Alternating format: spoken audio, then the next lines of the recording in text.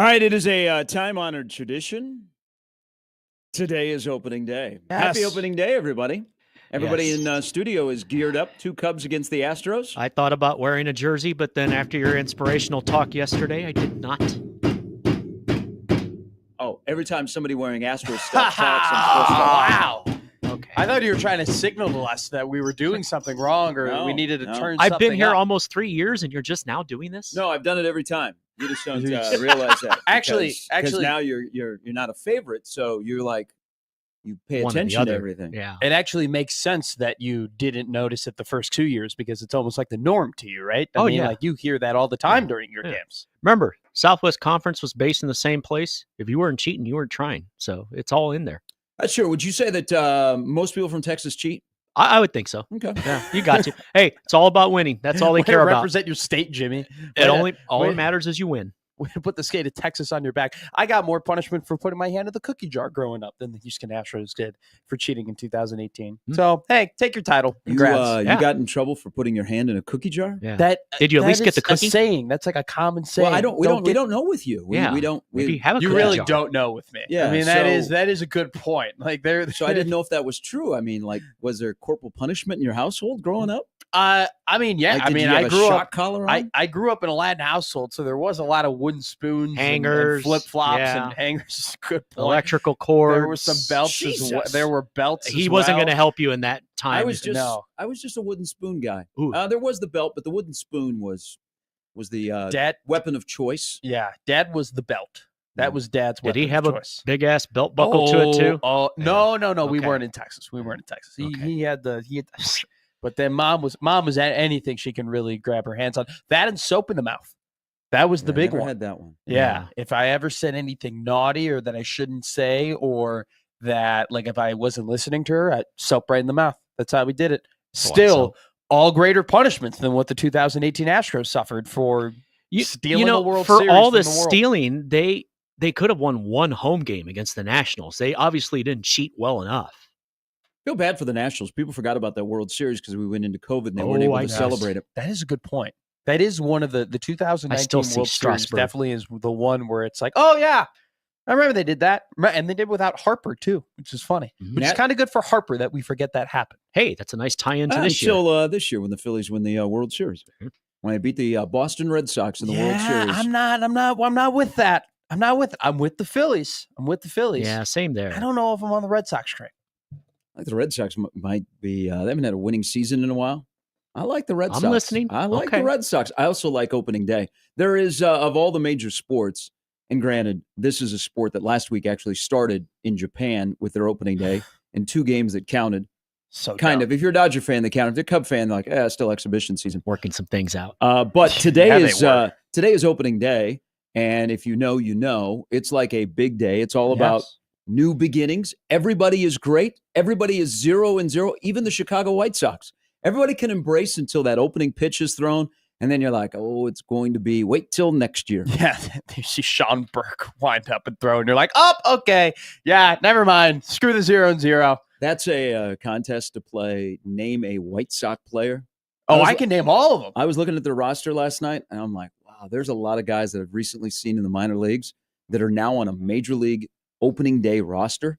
Ooh. Hey, you want to name the Fraser Eller? Hey, Fraser Eller actually could end up being a pretty good. That is a player. made-up name. That is not a made-up name. Ever a made-up name? There is that name. Fraser Allard is a. Fraser Allard is not a baseball name. Yes, he is. Fraser Allard needs to be playing like left wing. You don't think for the Fraser? Vancouver Canucks? You don't think Fraser's a good relief pitcher name? I think Fraser's an awesome. I thought he was a shrink on the radio. I think the late George Frazier, former Cub, former Rocky television broadcaster, that's a good name. Todd Frazier, but that's a last name. Fraser Allard. He's a good relief pitcher. Fletcher. He's pretty good too. Just Fletcher. He's I think the White Sox are so bad they've dropped their last name. It's Brandon or Braden Fletcher. He's a pretty good. Here's Frank. He's in the outfield. But Fraser Allard is the guy that you need to know for that team. Everybody else other than Lou Bob, who could be a Philadelphia Philly, Lou Bob could be on the way to the Phillies. He was almost on the way to the Phillies last year. Lou Bob, you related to could help your World Clemens? Series pick. Forget about everybody but that guy. Fraser Allard though. All right, put it on the board. Put it on the board. Yes. Yep. Yeah, it was when he gets done playing the NHL season, are the Canucks going to the playoffs so that he can come and play on the south side of Chicago? He does sound like an Ottawa Senator. He really like he's lining up next to Carlson. It is opening day, so this is the time-honored tradition. Everybody is great. Everybody is 0-0. I always say everybody is 60-60, and you have to find a way to win 30 more games, or if you're like the White Sox, to find a way to lose, like go the opposite way. Yeah. 60 would get your bet. I think everybody is. If the White Sox won 60, that would be more than a successful season. I think everybody is 60 we and talk 60. way too much about the White Sox, by the way. This is weird. I didn't bring it up. You brought it up. They're terrible. For people who used to get sad when the MLB baseball on WGN 1 o'clock. Yes, we're ready for the White Sox. All right. Well, the great thing about baseball and opening day, and it's changed because it used to opening day always used to start in Cincinnati, and it used to start at a specific time. And now we don't start opening day until 2:05 today in the Bronx when the Brewers and the Yankees play. Why? But it's still, of the four major sports, it is still the best opening day. Yeah. And what I like about MLB opening day, sans the Tokyo series that happened this year, right? It's all happening at once. Everybody is playing. Everybody's got skin in the game. It's your team is playing another team. Everybody else's opening day, every other sports opening day, only one team is playing, right? Where 2 or 4 teams are playing, right? It's a showcase. Hey, today's opening day, but more than likely your team plays tomorrow. I think the fact that if you're playing tomorrow, you're like, we don't think very highly of you. Isn't it the Rockies and the Rays play at Steinbrenner Field tomorrow? Right. Yeah. Isn't that the one? Oh, yeah. Yeah. Because everybody takes the day off after, which do you know why? I think in their situation, so they had to transition that stadium from the Yankees to the Rays, because if you've ever been there, it is, as expected, most spring training sites are, it is decked out in pinstripes everywhere. It's like baby Yankee Stadium. So they have, the way they have it structured, they have like spires that are the top of the grandstand to the light towers, and they have these banners that spell out Yankees. Like that is like when you're driving, you're driving down it's visible. Like it's a very visible sign. Driving down Dale Mabry, which is the street that goes between Ray J and where the Yankees training complex is, you see those from a long way away. So I noticed yesterday they had taken those down and they had the Rays up there. I don't know if we're fully prepared in baseball, and this is a bad look for baseball, that we're going to play. Yeah, we're going to play games in minor league stadiums in Sacramento and in Tampa, plural, multiple cities. But it's, you know what? The one thing about baseball and opening day is it's fresh, it's exciting. The lead up from spring training, but it is back on television. So the thing that, and I'm a little bit older and I grew up in a baseball household, is it's always there for you. Yeah. The Cubs and the Braves built their fan bases because of their super networks and WGN and TBS, but baseball is always there. It's like it is the default to, it's on TV and you can find a game and you're going to put it on. I never missed baseball more than when COVID was going on and there was no baseball, because it was just a constant. It was something every day. Whether you had an interest in that team or not, you would have a baseball game on TV. So we are back today, beginning where we have baseball nearly every single day. Whether you root for that team or not, it's going to be on your boob tube and you'll be able to watch it, or your phone or your computer. Doesn't matter, but baseball is back. So happy opening day to everybody. Happy opening day. Happy opening day. If you are traveling south on Interstate 29 with the hordes of Royal fans that are going down to the K for the 3:05 or 3:10 start against the Guardians. That's right, Gary. Hey, you're getting towards the end of opening days at the K. They won't be there after 31. Yeah. Now they're going to Sprint. That's the new thing that's the Bob rumor. Talked about. That's the rumor. There was I think it was Sports Illustrated put out a ranking of like the best stadiums. And, like in this general area, like Target Field is a banger. Yeah. Absolute banger. If you like nostalgia, you like Wrigley Field. Coors Field, nobody goes to the games, but I like Coors Field. Great view. The K got crushed in this study. And I think it involved fans and players. It's just, there's part of it that's outdated. I love the K. Yeah, same. But they're not going to be there past 2031. So if you're going to the K today on Interstate 29, give it a honk. Stop at the dispensaries along the way. Hell yes. Get yourself into the K in the parking lot, tailgate. Enjoy Bobby Witt Jr. State line at 435. MVP season. Maybe MJ Melendez, who's fixed that swing a little bit, got the hands a little bit higher and tighter, comes through for them. I'll give you a bold prediction about BWJ. Prediction. Go ahead. Because I think the Royals are going to win the Central. Now, there's the caveat. They got to stay healthy. Everybody can win that. They got 65 combined starts last year from Lugo and Reagans. And they also got Michael Walker to make 29 starts. Yeah. So they got to make sure that they're healthy. But they did a good job building their back end of the bullpen. This will be the first time since the Barry Bonds era that there will be a player in Major League Baseball that will have a 12 or better WAR, and that will be Bobby Witt Jr. Ooh. Who led the league last year in WAR? Was it Duran and I believe Judge was just ahead of BWJ. Gotcha. I mean, he is a 6-tool player, Bobby Witt Jr. I mean, he literally can absolutely do it all. And frankly, you could have made the argument that if he was playing in a bigger market last year on a team that was winning more games, that he would have been the AL MVP. But I mean, last year, especially when you play in a smaller market, you got to have those breakout seasons so people actually put eyes on you. But I like what the Royals did with the top of the lineup, bringing in Jonathan India.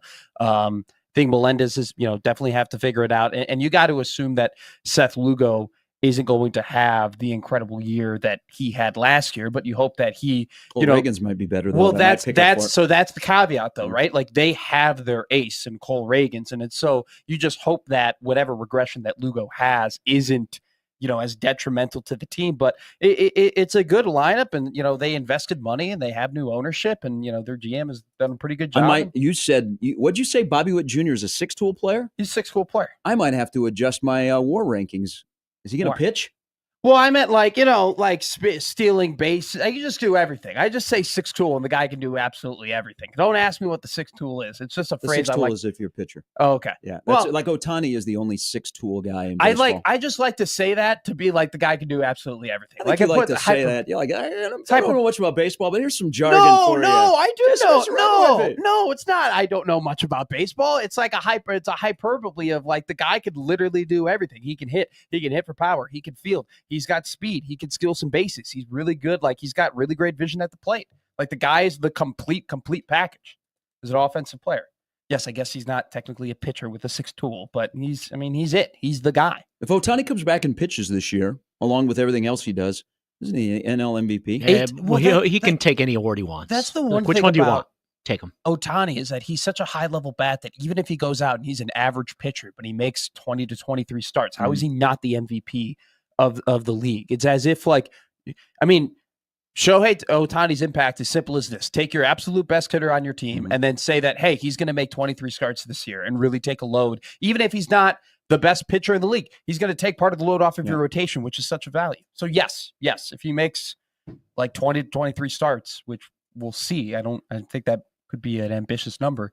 Yes, he would be automatically the NL. All right, we will get deep into Major League Baseball because Jesse Rogers from ESPN.com, who based in Chicago, he'll join us coming up at 8 o'clock.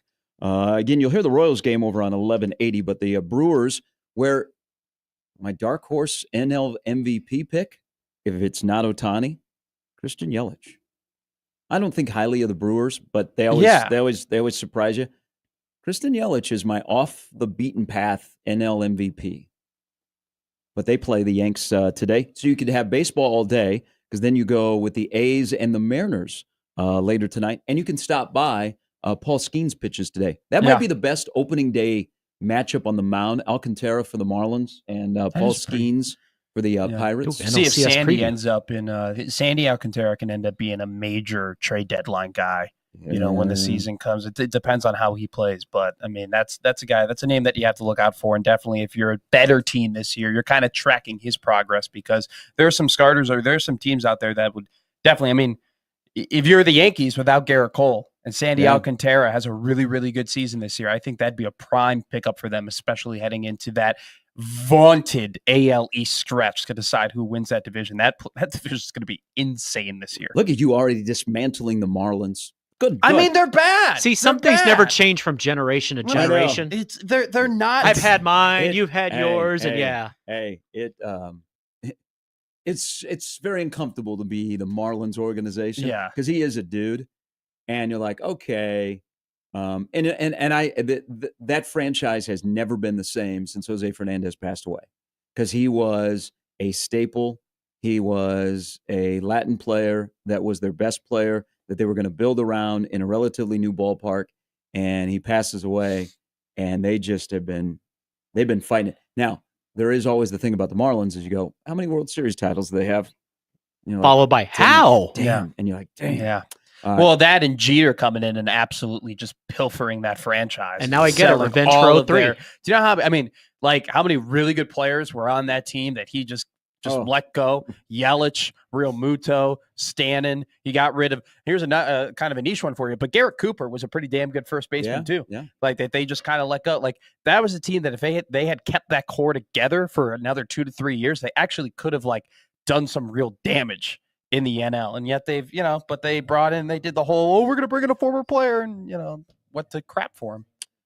When you have money and you can buy a team, there you go. There you go. It also is Sweet 16 today. There are 4 games. So there is the head-to-head of Major League Baseball's opening day and Sweet 16. So if you're doing the TV ratings, if you like to do the TV ratings, by the way, I would love to see what the McAfee LeBron TV ratings were yesterday. Was incredible. Oh, it was fascinating. It was to be in that element, in that forum where you could be free-flowing. I know he could swear and all that kind of stuff. Yeah. I'm curious on the ratings. I don't think baseball will rank very high today. No. Because the Sweet 16 going on, there are brands. We love brands. Duke is playing today. Yeah. Okay. And you have, and Duke is, of course, one of the more major brands. So you have brands against opening day where you go, you know what? If I missed today, I got 161. So it's unfortunate, like you're going head to head with the Sweet 16. But for the sports fan, I mean, you're having an orgasm. You're having an orgasm all day. Well, the thing is, too, is that it's not even a brand thing. Day. It's like the best. A little context, Jimmy. I know you walked into the studio there a little bit late. Hey, you're not wrong. We're talking about watching basketball and baseball at the highest level today. Oh, yeah, I figured. I don't know what you thought I was thinking. It's not just a brand thing, too, Gare.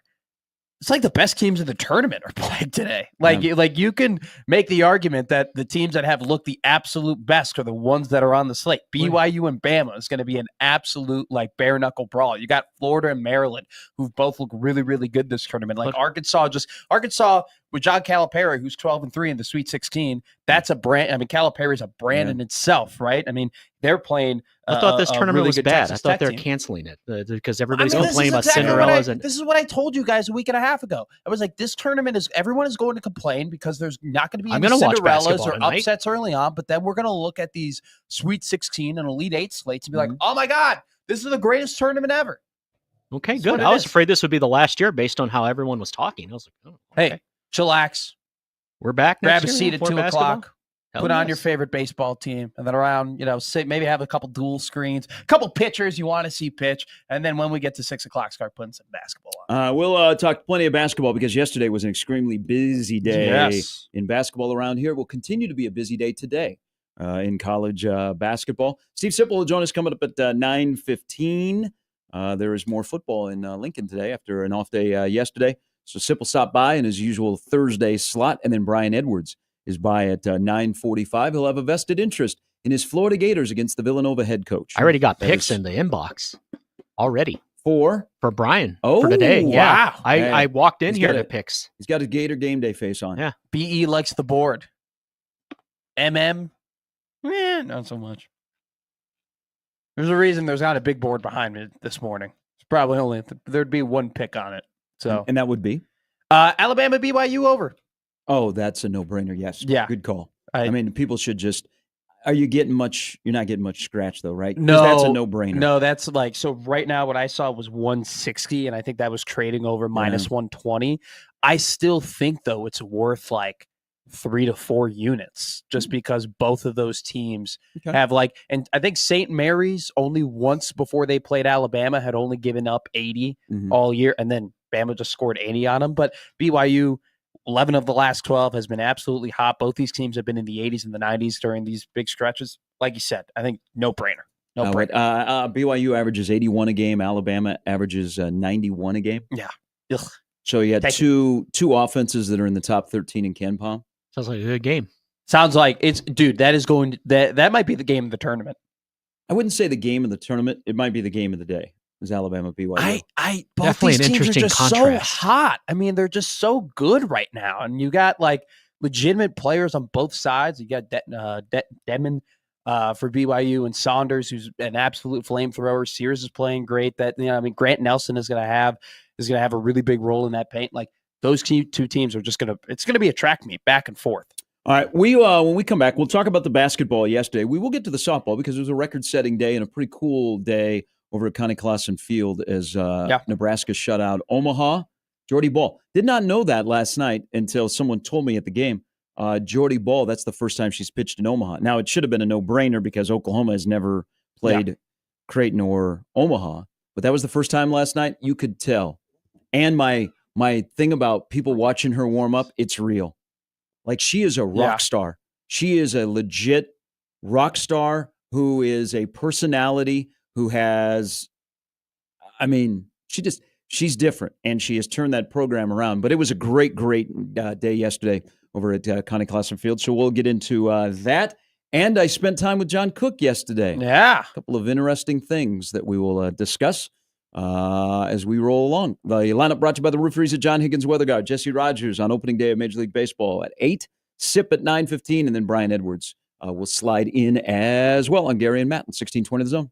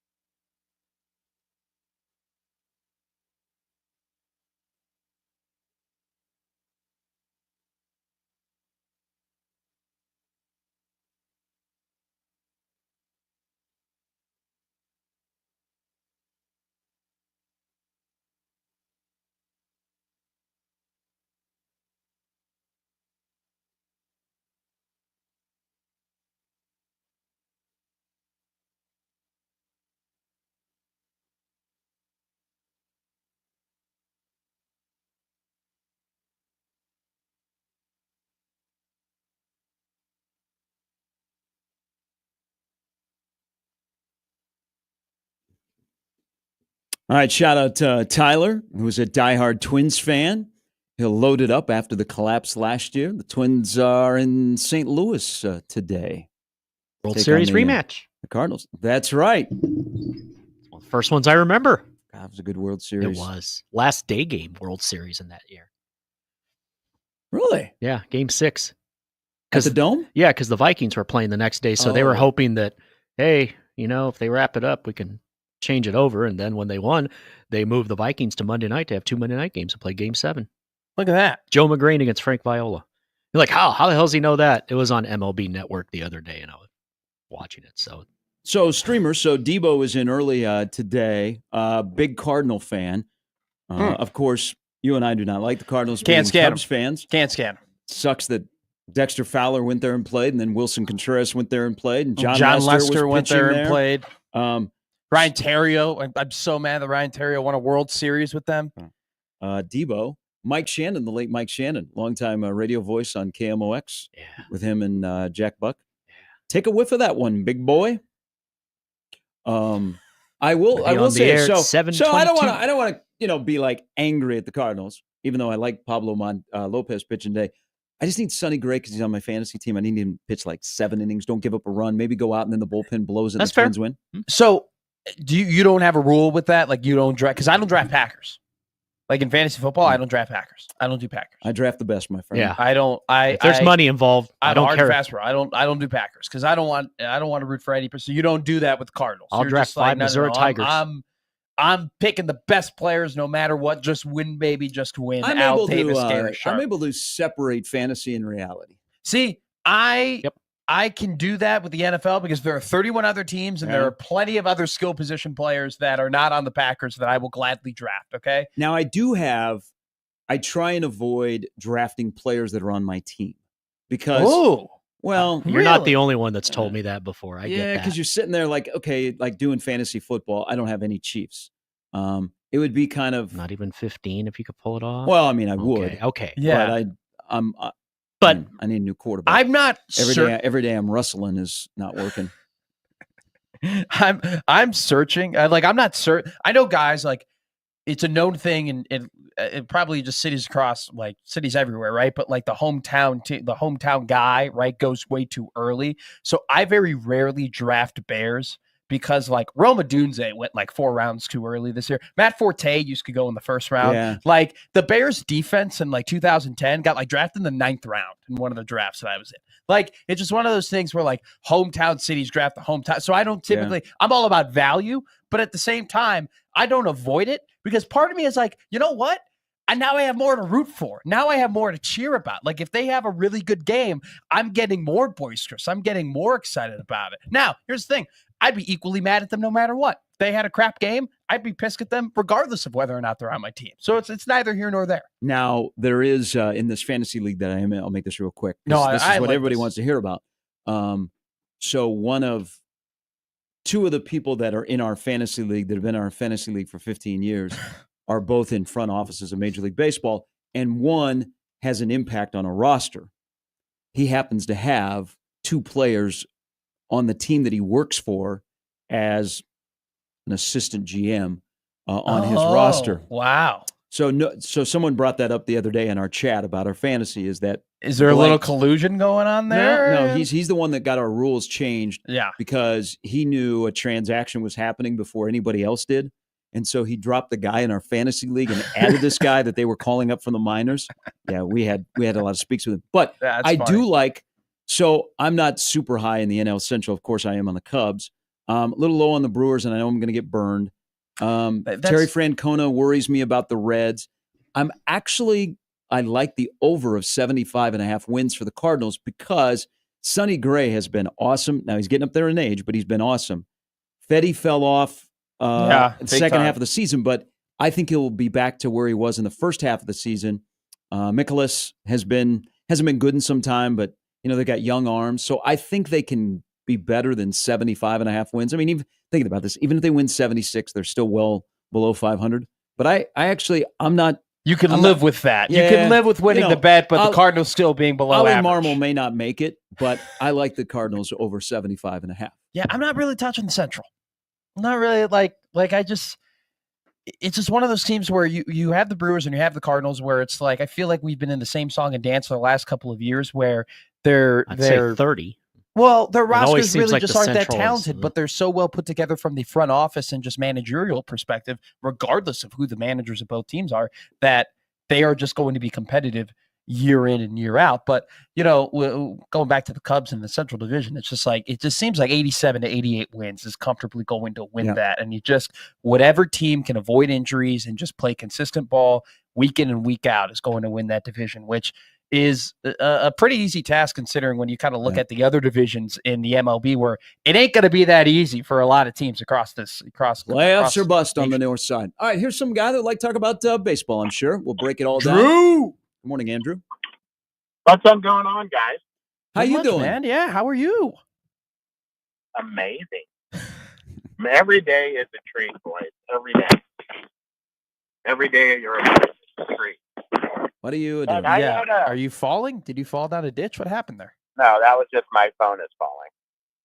Okay. I didn't fall. I didn't have a heart attack or anything. It just collapsed. That's good to know. That would be a buzzkill. That would. that would be a buzzkill. I would go home. But hey, Grayson picked up this center from Iowa who got injured last year. I think he got injured in January, if I'm correct. Yes. What do we know about him? And is he a development project, or is he really good? So that's going to be one of the bigger winners in college basketball this year for them to get Owen Freeman. And he was Creighton's top target. I think he was attracted to Creighton. He hops on campus and he immediately says yes to Creighton's package and being part of that. He is so. You're smart enough, Andrew. Do not compare him to Kalkbrenner, because he's not. They're not going to funnel. They're not going to funnel everything to Kalkbrenner to clean out the lane. He's not as a skilled rim protector. He's got to work on his jump shot. Excuse me. He's good at the rim. He is a good rim runner. He can score around the basket. He will be a nice fit in Mac's offense. Now, he played in a system that really did not emphasize defense, so he'll have to adjust to that. But it's a great pickup. It's not a replacement for Kalkbrenner, but if you're going to go from one of the best players in the history of the program and everything he does, and you're like, okay, what do we do with the 5 spot? You just went and got a versatile 5 who at 6'10" still has a couple of years of eligibility left and has played big boy basketball. Yeah. So it's going to be, when it's all said and done and the portal closes at the end of April, it'll be one of the biggest pickups in college basketball. And, Pop Isaac's leaving, which it could go either way on it, but there's just no loyalty anymore. I mean, it's just flat out about cash. It is just so sad anymore. Well, okay. So let me give you the insight on Pop yesterday. He got injured. You always have the Kansas game, and Pop's got a health history of the hip, and he just had surgery. He wanted some more money, to be expected, and they were already spending a good amount of money on him. They had a really good open conversation about, hey, we value you, but there is an injury history here. I don't know that we can commit X. And Pop said, okay, thank you. It did not end on bad terms. It actually ended on really, really good terms. But I don't fault the ask for more money, and I don't fault Creighton saying, hey, we can't take that chance because of your injury history. It might be best for you to go find somebody somewhere else that can take care of you. But, I mean, I get all that. Mm-hmm. But, I mean, where's the commitment to the program? Is that just left college basketball and college football, and it really doesn't matter much anymore? We're in the point, though, Andrew, where it's like we are on 1-year contracts. And if you do think that you have the ability to go somewhere else and make some more money and give yourself opportunity, like this is just where we're at, right? If you're looking at this roster, Pop Isaacs was going to be a really, really big part, especially of this offense heading into next year for Creighton. And so I don't blame him for necessarily going, look, you're going to depend on me to do a lot of things here, probably more so than the amount you were giving me last year. I would like some more money. And then, clearly he believes he can go out and get that in the open market. And so I understand what we're talking about in terms of loyalty. Is there loyalty anymore? But at the same time, guys are allowed nowadays to do what they believe is best for them. Should do it. So let me go on the other side of this, Andrew. Should have Creighton been loyal to Pop Isaacs? Well, I think you bring up some great points about his history of injuries and stuff. And I mean, still they had a pretty small sample of what Pop Isaacs can do at Creighton. Yeah, he played 9 games. Yeah. It wasn't a huge sample.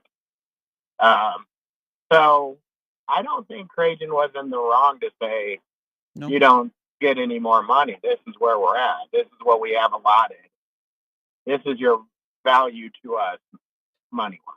Yeah, they had an open conversation, and it wasn't like both sides were angry when they parted. It was they both understand it's a business decision. It's a Fortune 500 company.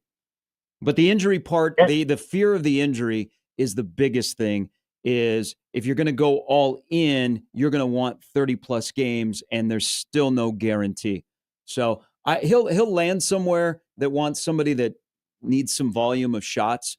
It's just like on the other side of this, and Omaha went through it yesterday when they lost Markelle and JJ. Is you're like, okay, what's going on? Look at Mason Miller, Andrew. Like Mason Miller breaking his leg probably stunted where we could have seen him going. And it was a challenge this year, but that one makes sense because his playing time, he's being recruited over, was gonna dwindle this upcoming year. To go somewhere where he's playing, he has familiarity already out of the box. It's not like a brand new place. So that one makes sense to follow his uncle to Murray State. But the Pop Isaacs one is a business decision with health records in mind. Where do you think those UNO kids end up? Well, Markelle has been offered a lot of money. I'm not sure. He has options, and I don't think they're his options that he is interested in are around here. I'm not sure about JJ, but the money, you know what? They went out and they earned it, and they're a little bit different because they're junior college players. Like this was going to be their last year at Omaha, but when the junior college players got an extra year, they are utilizing that, and good for them, and they've earned that opportunity. I think Markelle will be at a big Power 5. JJ may be a lower Power 5 or a high mid-major.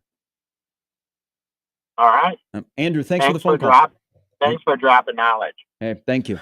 Look at you. Busy day Papa yesterday, Sharp. man. Papa Sharp. So dropping knowledge. I want to say the thing about Markelle Sutton and J.J. White. Yeah. And it was so cool last night. Next hour, I'm going to tell you about my Christ the King banquet last night. But people were asking about Omaha, and they were excited about Omaha basketball.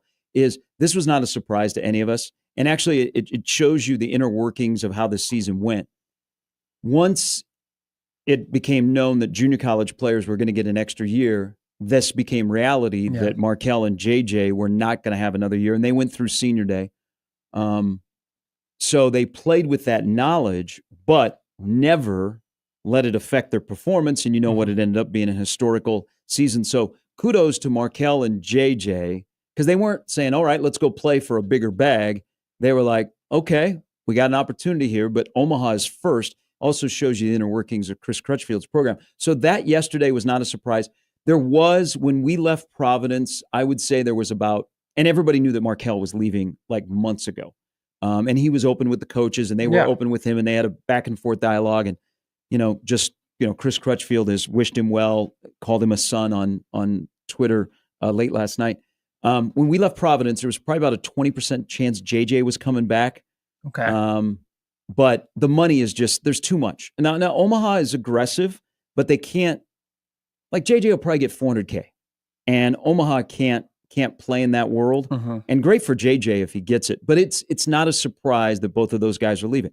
Now I will tell you on the other part of that, a couple quick nuggets about Omaha men's basketball is 7 of the top 10 players are coming back next year, and that has been all confirmed. Everybody confirmed yesterday that they're coming back. So Omaha will return 3 of their 5 starters.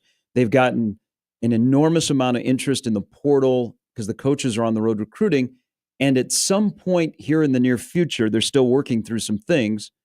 Chris Crutchfield, who in the last 2 days has had an enormous amount of interest from mid-major programs, is going to agree to a contract extension that will keep him in Omaha. That's great. At least for the upcoming year. It will also keep the coaching staff in place. It's not a finished deal. They're working on some language and some other things. I wouldn't be surprised if it got done today. So while you lose 2 guys that were player of the year in the league, both were all Summit, you get 7 of your 10 guys back, and you're going to keep your head coach. And I think that's the most important thing, especially with these mid-major programs, keeping the continuity of the culture builder, right? Making sure that the guy who built the program to where it is still at the front of the helm. And the more years you get with a guy like that, right, the more the program builds. But I think we're also in an era of college basketball where, yes, would you have loved for Markel and JJ to come back one more year, run it back, let's do back-to-back Summit Leagues? Yeah, but we're not in that era anymore. We're in the era where guys like that, man, the money is a lot, and you have to take that opportunity, and they earn that opportunity. But, mid-majors like Omaha, in my opinion, kind of have to take guys like JJ and Markel as almost like trophies of when they're recruiting. Hey, look at what we did. We took a guy like Markel Sutton from junior college. We developed him into a Power 5 guy. In his final year of college, he went to this big school, and he made a ton of money. Yes, he might be overlooked right now. He might make $1 million. That's awesome. That's incredible. No. That's insane. Yeah. That is no offense to Markel. $1 million is insane. It's crazy. It's crazy. But it's a trophy for Omaha. It is a trophy for Omaha. Because of timing is everything. He's going to make more money than Frankie Fiddler. Now, some will say that Markel is the best player that's ever played at Omaha. Player of the year, Summit League Tournament Player of the Year, NCAA Tournament. But that just shows you timing is everything. But $1 million for a guy like Markel is insane. And he has been offered $1 million by a particular school. It's incredible. It's incredible. And like I'm saying, Omaha can use that in their recruiting pitch to some of these guys and be like, hey, we can develop you and you can make $1 million. You're going to make some money. Yes, exactly. I mean, that's kind of what these mid-majors, part of the recruiting pitch now has to be with that in mind of these guys, no matter, now some recruits may have it on more front of the mind than others, but when you go to a mid-major now, you definitely have to think that these recruits are thinking, hey, if I play well here in this conference, like a lot of the other people who've played well in this conference, I'm going to be able to go to Power 5 and make a ton of money doing it. And Coach Chris Crutchfield gets to say, hey, I got JJ White and Markel Sutton, who both were here for a very long time, who we developed into really good players, who made a lot of moolah, baby, and you can do that too. And so I think that it's a benefit. You just don't want I'm with you. Yeah. You don't want the 1-year mercenary guy. No, absolutely so not. That's why. And that's their philosophy is kind of interesting. And JJ and Markel were the same. Now Frankie was a 3-year high school guy straight out of Bellevue West. Sure, but Crutch likes recruiting junior college players because the staff has a connection and an understanding of junior college basketball. Is they like recruiting junior college players that have played 1 year that have 3 years of eligibility. It's a different philosophy than you see most places. Why do you? Just because they've had college coaching before? No, or is because it's the continuity factor. Okay. That, why would you want a mercenary, a 1 year and a guy is gone? So, okay, let's get a junior college guy that's played there for 2 years. More than likely he's going to come here, he's going to play 1 year. 1 year, and then he's going to try and go P5 after. Yeah. No, it's a great philosophy in my opinion. But like you said, you don't want the 1 year mercenaries, but that's why it's so important to have that contract extension, right? Because you keep that culture, you keep that mindset, you keep that kind of building the program toward that. So, well, look at Owen Freeman. So Owen Freeman's got a couple of years of eligibility left. Yeah, he's got 2. It's not like it's a one and done. Now, Jemiah Neal, you would take him. He was a one and done. But look at Ashworth had a couple of years. Shireman had a couple of years. You get your versatile 5-man, who, by the way, not going to be a 3-point shooter, but inside of the arc, he's about 67%. But you get 2 years. You're not always lucky where you get multiple years of a really good portal player. Fred has kind of tried to do that. Like if you look at a Bryce Williams and a Bandamill and a Wiltshire. Raleigh Wooster was a little bit of an outlier because he was just a one and done guy. And now actually his career is over. Yeah. So it's like you jump into the portal and you're like, yeah, man, I want the best guy. But like really smart coaches in building a roster want more than a one and done. It's the same thing in football with Rule. Like Rule would like to have the best players, and he's not going to turn down like a Dane Key that's only going to be here for a year, but he gets more excited about that portal guy that he can get for at least 2 because his plan is in year 2 you're going to pop even more. You have to be a top dude, like a dude's dude, to be a 1-year guy, in my opinion, because there is the also factor of you come into the program, you learn the program. Every program's different. Every coach is different. Every culture is different, right? Mm-hmm. That first year, I'm sure their coaches, they want you to come in and they want you hot out the gate. They want you to be incredible and they want you to be impactful. But that second year could be so much more because of the experiences you had before that. But like there is the balance though of you still do need the 1-year mercenaries. You still do need guys who can plug holes. And it's just like everything.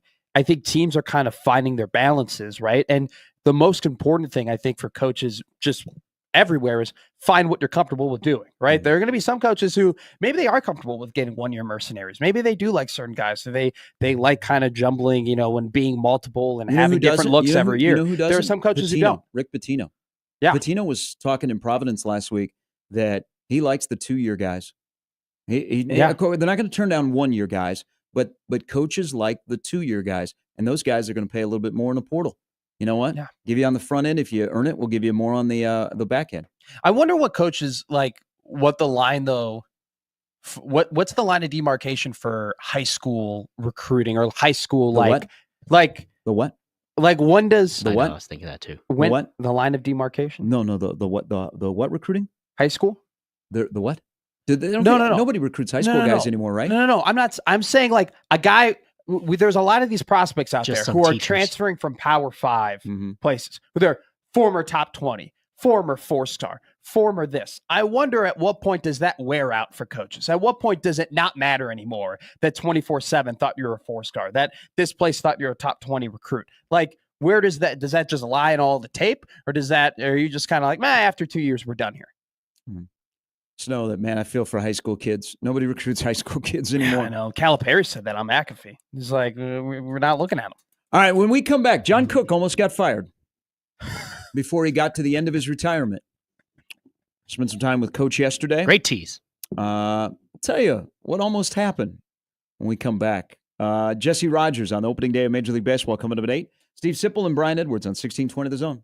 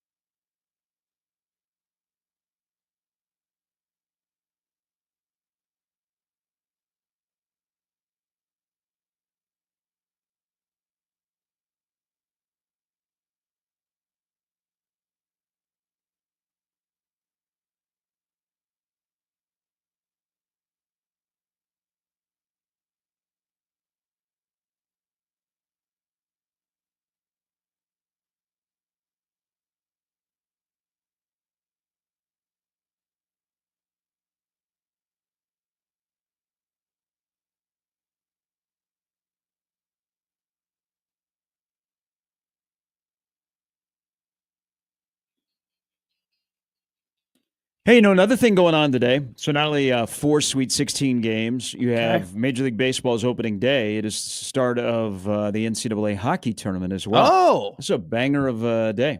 It is a banger of a day. You know what is a problem, though, with baseball? So we only got 3 hours. It's like, we can have a whole radio show. I mean, I guess we have tomorrow too. Jeez. So that's an opening of like a Norm Macdonald joke right there. You know what? Sip and Brian Edwards are canceled today. The problem with the baseball is, so I've been kind of following. The Twins are doing their own or their own TV network. So are the Sox. And it's White Sox. There's like 9 teams I think are doing that this year. So it's Yankees, Cubs, White Sox, Twins. I think the Mets have one, if I'm not mistaken. So the Yanks are off Yes, and the Mets are well, off are they? Is Yes their SNY? own? Is Yes their own? Well, Yes is a sports network in New York City. Okay. I think You're talking like specific. like yes, Okay, we let me look. control No pun everything. intended. But people are having a hard time. If you're a Twins fan in the state of Minnesota, is your carrier going to have the Twins on or not? And there's a lot of places that consume baseball. Here is a real thing about baseball. And baseball is a much older crowd. They're not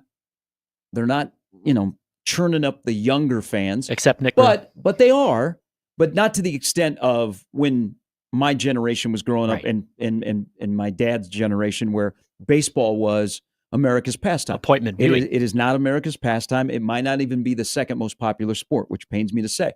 But that older generation that wants to watch ball games during the day because they're retired, they're at home, they want to watch baseball because it's a constant. You know what is a problem?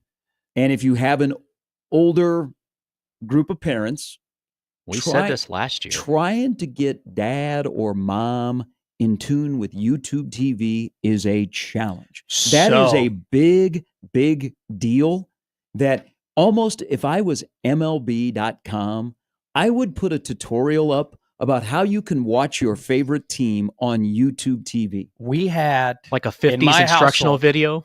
So it's like it's I like your parents that aren't technically savvy, but they want to watch baseball. Good morning, Dad. I know you're listening. And you there's less and less on national TV, so you got to stream it or go to whatever. I think it would be wise to help our Silver Sluggers find their favorite ball game. That's a good one. Baseball viewing at Bonefish. That could be a promotion. I have my own YouTube TV. I'm a big boy. I buy my own YouTube TV with the sports package and everything like that. Had a Sunday NFL ticket. And when I go home to Chicago, my dad is very old school. It's one TV. Hell yes. Shout out, Dad. One big, massive TV with one game. Okay. And we flip between the 2 games that may be on in that noon window. Okay. Well, after being spoiled and having Red Zone and the multi-view and the quad box, I couldn't do it. I could not do the whole, we're going to flip between 2 games. Right. So that's why you moved here. I go, okay, Dad, we're going to put the YouTube TV on. Okay. And so I put it on. I had the 4 games on the Red Zone. He thought it was the most incredible thing ever. He was like, oh my God, and then I brought down another TV, like a smaller TV, and I had a dual box. So we had 5 games in Red Zone on. He thought it was the greatest thing ever. He couldn't get enough of it. So I go home. I go back to Lincoln next weekend. I get a call at 11:45. Matt, how do I set it up? How do I get the YouTube TV done? Okay. So I had to walk my mother over the phone through how to set up YouTube TV. When I got home for winter break, I go, all right, class, we're in session. We had a 30-minute YouTube TV tutorial of like how to get to the guide, how to get to live, how to record things. Here's your library. Here's the PowerPoint explaining it. We even did the multi-view. I go, you can change your multi-view. You can if you go to choose multi-view, you can look at that. Here's the list of games you can add. You can mix and match. They are now experts, but unfortunately, we're to the point where they're now mooching off of my YouTube TV, where there's been multiple times where I got too many screens. And I'm like, when did I become, when was I the deadbeat that you're mooching off of me? So we've had to, have some speaks. They have the as power, Gary Sharp though. would say. You lived with them for many years. I buy it though, Jim. I know, It's but mine. they could use that against you. It's mine. I mean, I'm with you. I'm just they know saying that I can pull the plug at any time because I know that they know they don't know how to log back into that sucker. Context. Pull the plug on their TV. They're not that old. They're old. They're not that old. It's radio. They can be however old you want. That's true. You never know. But you're absolutely right. The whole tutorial needs to be had. I could do it. Maybe that'd be a great video that we could make for 1620. Content. Jesse Rogers will join us coming up at 8. So happy opening day to everybody that celebrates locally here. If you're headed down to the K on Interstate 29, you'll be joined by a lot of people that I know that make that a tradition. Go see the Royals opening day today to take on the Guardians. You'll be able to hear the Royals game on 1180. I know right now, this is what you're hearing of this show. If you're listening over air and you're driving into work this morning, we have a little technical issue with the over-the-air signal. It's a little choppy. Yeah. Radio. Yeah. So we are Jimmy, we are remedying the situation. Are we working on it before we are say anything? No. We are remedying the situation. I have sent correspondence to people way smarter than us that handle this and will handle this well, and we'll be up and kicking ass in no time. All right. Thank you, Andrew. Thank you, Brian. And thanks for everybody that texted me that said your station sucks today. I'm like, the content or the signal? So we are working on it. So we got happy about a basketball court. It is cool. It sticks out. It is bright. We sound like Bobcat Goldthwait over the TV, over the radio. Stop it, guys. Stop it. All right, I tried. No. You got it right. Square. You got it though. A little bit. You said the right guy. Everyone remembers him. Everybody knows my THs are a little bit tough. All right, give me a break. Last night, and good morning to everybody that I saw at the Christ the King banquet. This was my 10th year emceeing. It was the 58th year. They've had some incredible guests over at Christ the King, 87th and Pacific area, if you're not familiar with that. I saw a lot of people there last night that I saw their faces in my mailbox earlier in the day. Because as we get close to a city council and mayoral race in this town, if you've not checked your mailbox, yesterday was a big day for political flyers. Are we going to get... I haven't gotten my mail in a week. Are we going to get the Nebraska Supreme Court? You don't check your mail every day? I'm lazy. And political commercials? Yeah. Are we getting there? I said I was going to yesterday, and I just realized I forgot to do that. So I guess it's like me trending towards being an old man. I do check my mail pretty regularly because I still get bills and. What's old man about that? I check my. But there's I get retirement home offers already. There are more and more people like Jimmy that don't check their mailbox on a regular basis. But I love my mailman, Todd. Todd is fantastic, even though he leaves some mean messages in my mailbox like "Go Eagles." The only mailman I didn't like was Carl Malone, so I'm good. Yeah. Shout out post office. I mean, I get great coupons in my mailbox. See, it depends on your zip code, man. Mm-hmm. Some places like the bougie neighborhoods, they get the good stuff. Yeah. Like my neighborhood, we get, hey, they must think we have a drinking problem. I get a lot of wine and spirits coupons. Let me tell you something right now. School stuff. I should have taken a picture of this Burger King coupon sheet that I got about 3 weeks ago. It was absolutely incredible. 2 chicken sandwiches for $6. Okay, 2 Whopper Juniors with fries and a drink, $7. All right, I was going up to this Burger King, handing them paper coupons. They didn't know what to do with them. They were confuzzled. They're like, "What the hell? We haven't had this happen in years." That happened to me at the car wash the other day. Hey, don't send me a coupon. I will coupon, man. I will get cheap so quick. I just tell them I work in radio. It's like, oh, just come on. You get a coupon to go to a car wash? Yeah, go figure. What, really? Well, they're trying to recruit people to sign up for their frequent car washes, so I'm just going to use the free ones. I think I'm going to get a membership. Remember you telling me that? I remember both of you were telling me that you should get a membership, and I was like, nah, I would never do that. Now I'm to the point where I'm like, yeah, I wouldn't mind. Hey, I took down one of the car washes in town and haggling about the price because my price went up, and I'm like, whoa. You haggled over a car wash price, over like a monthly price? Went up from the introductory price about $18, and I'm like, whoa. This wasn't in the fine print? I was like, I'm going to have to drop it. And then they were like, no. Would you? It's like serious. We'll put you back. Yeah. We'll put you back down at your regular price. And so I'm like, we'll pay you. You know what? Because I like going to your car wash. Thank you very much. But I was seeing. Gary walks in. Do you know who I am? No, I did not do that. Do you know who I am? Never done that. Never ever heard of Papa? Heard of Papa Shark before? That would end up on the viral video. That would not. But there were. It would actually be so funny if you ended up being a viral. Tell me you have an afternoon show. Oh my god! They'll be like, oh, okay. That would be Like that would be the funniest thing ever. No, if knowing you, if you No, like, it- because you're a good No. guy. Like if you were, like, no, you know who I am? You know who I am? Like, yes, go Mavs. What a great year. You do a great job. Hey, I'm some places I don't like to talk because my voice. And so, I just kind of blend in. I'm a blender ender. I'm an exciting white. But last night That's not a blender. at the You would be a dull white if you're blending in. You'd be a normal white. I always want to be an exciting white. You'd be like a barefoot Contesta if you were a normal white. I think if you're white, you I heard can't be that wrong. dull. I mean, dull, you just like you got to be exciting. Yeah, I mean, what you don't drink a dull white wine, right? You always drink an exciting white wine. Well, it depends on what you're buying. I don't know, How by do the you time I get to season- the second Hey, bottle, it this doesn't is- matter. This is I'll know if you're exciting white or not. How do you season your potato salad? What? Oh, wait. What do you put in your potato I salad? don't like potatoes. You don't really? Yeah, I don't. I stopped eating potatoes. Wow, that's crazy. I mean, I'll have it French could never fri- be me. Could I'll never have be French me. fries periodically, but I'm not a big potato person. Is that like a taste thing or like a? I'll have to tell you off air. Okay. I'll have to show you off Bad air. experience in Boise. Blue turf, birds, and really So, ugly. no. Okay. What? So if I said mayo or mustard, what would you say? In my potato salad? Yeah. Mayo. You Okay. kidding me? All right. But you got put mustard. But you got mayo, but you got to put some Lowry's. Lowry seasoned salt, baby. That's how you pick up your potato salad. I'll eat them both, which explains a lot about the past 2 weeks for me. And no raisins or anything. No raisins, no fruit, no nothing. No potato salad last night at the CTK banquet, but there were a lot of politicians there. Marcus Blossom, athletic director at Creighton, was there. Huh? It's a. First of all, they had nearly 500 people in this room. It's like one of the largest crowds. Like the largest crowd I've ever done was when Joe Madden, after the World Series, came and spoke. But John Cook was the speaker last night. And he is, if anybody has heard him give his speeches, he is a gem.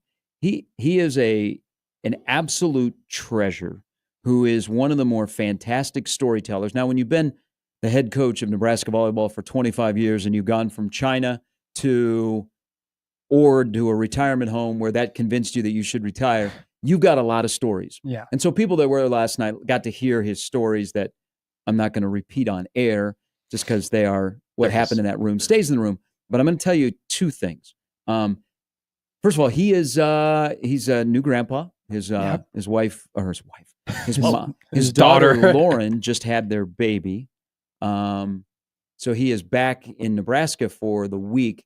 He told me last night, and I've known John for 25 years. I was the original host of the John Cook radio show. Oh, I did know that.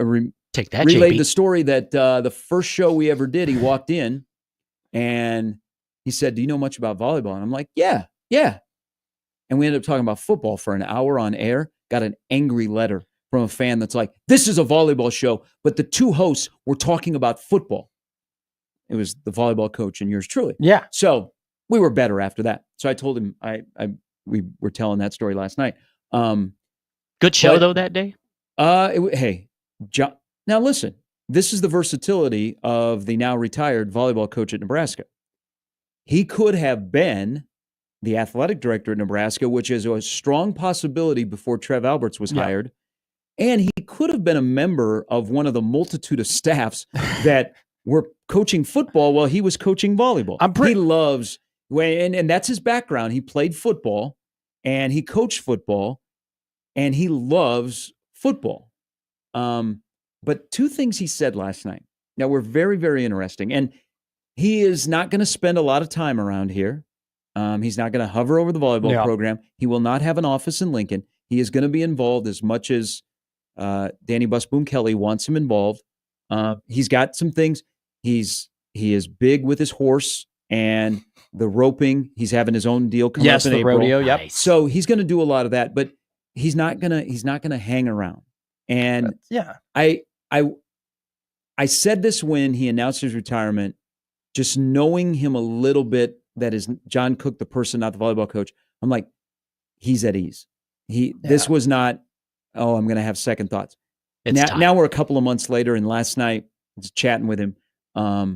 He's comfortable and he's so excited. Ironically, yesterday was the first day that Nebraska volleyball started spring practice after beach season is over. He's very, very comfortable. He is so elated that Danny Busboom Kelly is taking over for him. And he is he goes, the roster that we have left is loaded. He has huge expectations for Nebraska volleyball. But two things that he mentioned. One, he said last year was the year that he learned more about coaching than his previous 24. Really? And he didn't really go into detail. Yeah. But I think last year was a tough year for Nebraska volleyball because you were expected to win the national championship and there were so many eyes and expectations on you. And they had to, Harper Murray and what was going to happen there. Yeah. And by the way, that bond is incredible. I don't know if we'll fully understand from the outside the relationship that John Cook and Harper Murray have. She will always, in every match that she plays at Nebraska, put his initials JC on her wrist. They have an unbelievable bond that kind of is what life is. But he said last year was the most he learned about coaching than his previous 24. Now, the other thing he said, for a guy that 25 years, he is a treasure. 4 national championships, everything that he has done for the sport, for the people that have played for him, what he's doing for what happens afterwards. He almost got fired as the volleyball coach at Nebraska. Yeah. You said that in the tease, and my jaw almost dropped. I mean, like where we're like, how did that happen? Like, where were we at? What was the circumstance here? I mean, so he's worked. And I made a joke when I was introducing him last night. I said, "You've really worked for 7 athletic directors." So Bill Byrne hired him. Yeah, and John holds Bill in high regard. And I think the Troy Dannon has only been here for a year, and John praises Troy Dannon, and especially the way they handled the transition. Yeah. Because I don't know if he said this at his retirement. The Nebraska volleyball players and the Louisville volleyball players found out at the same exact time. They coordinated it that Nebraska would be doing it at 2, Louisville would be doing it 2 their time. Yeah. Like there was going to be no leaks. There was going to be they were going to tell the players at exactly the same time. And so he is a huge fan of Troy Dannon, of the way he handled it and like moving forward. But he is a huge fan of Bill Byrne, who hired him, who I think is the best athletic director that Nebraska has had. I'm not including Troy Dannon yet because he's only been here for a year. Yeah. But would you guys like to guess, during the course of 7 athletic directors at the University of Nebraska, with a program that the head coach got ticked off by a comment that he could not sell out the Coliseum, that he walked out of a meeting and said, "We are starting a sellout streak." That was in 2001, and they've never played at the Coliseum or the Devaney Center before less than a sellout. And it came from a comment from a football fan that John was like, no. Yeah. So pick an athletic director in John Cook's 25 years, 7 of them that wanted to fire him. And this was not very long after a national championship. Moose. I was going to say Moose. I was like, people would want to say Steve Peterson, but that'd be a trick. It's got to be someone else. Bill Moose. I'll go Moose. You guys would be incorrect. Oh, Eichhorst? Yeah, that'd be the next one. Sean Eichhorst wanted to fire John Cook. Why does that not surprise John Cook got dragged into something that he was not part of, that was said by a disgruntled staff member, and Eichhorst got upset. And being a lawyer, Eichhorst never liked that kind of stuff. He didn't want any, oh my God, we might get sued. Like PR or HR or any of that type of like entanglement. Yeah. He was going to fire John Cook. That is. What year was this? Was it revealed? It's what more than a years? decade ago. Okay. That's crazy. I mean, he told me that story, and I was like, "What?" And the fact too, by the way, you that would knock not Steve that you Peterson brushed off the over the perch. point or anything, but like he just said something to someone else, and it might have been like, and it was like he said, she said, and that was enough to go. John wasn't directly involved. Yeah, but it became a he said, she said, and he was oblivious. Yeah. Yeah, that is absolutely insane. Mm-hmm. To even consider that, by the way, like, and yeah, even if it was a decade ago, like John Cook has accomplished a lot of things, in that decade since it's happened, right?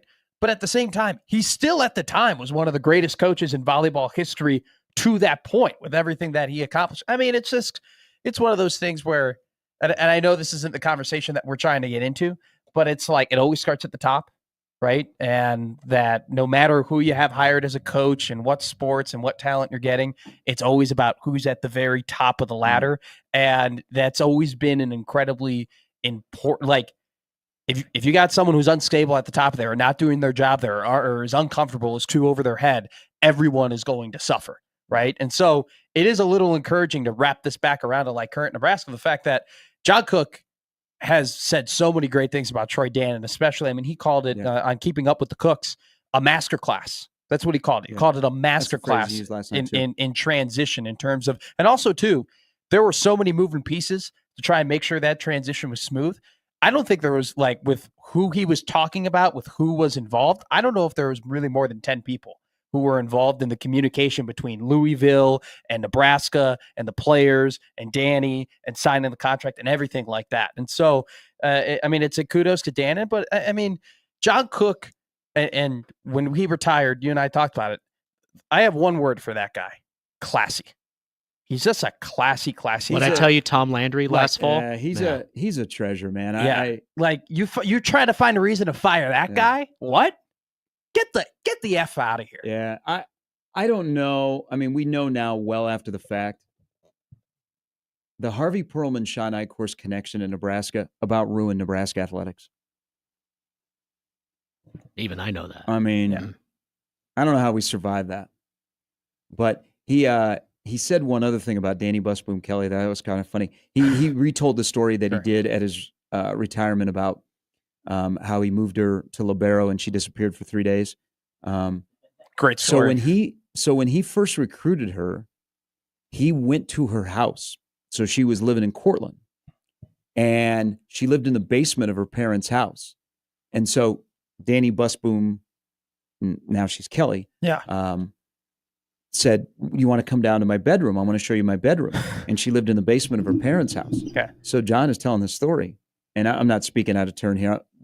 He shared this story before, but he said she had quotes like all over her wall. She was, like one of those old farmhouses where it's cinder block wall. Yeah. Well, he said the other thing is, then she goes, "I have to show you something else." And she's young in high school, and here's John Cook making a home visit.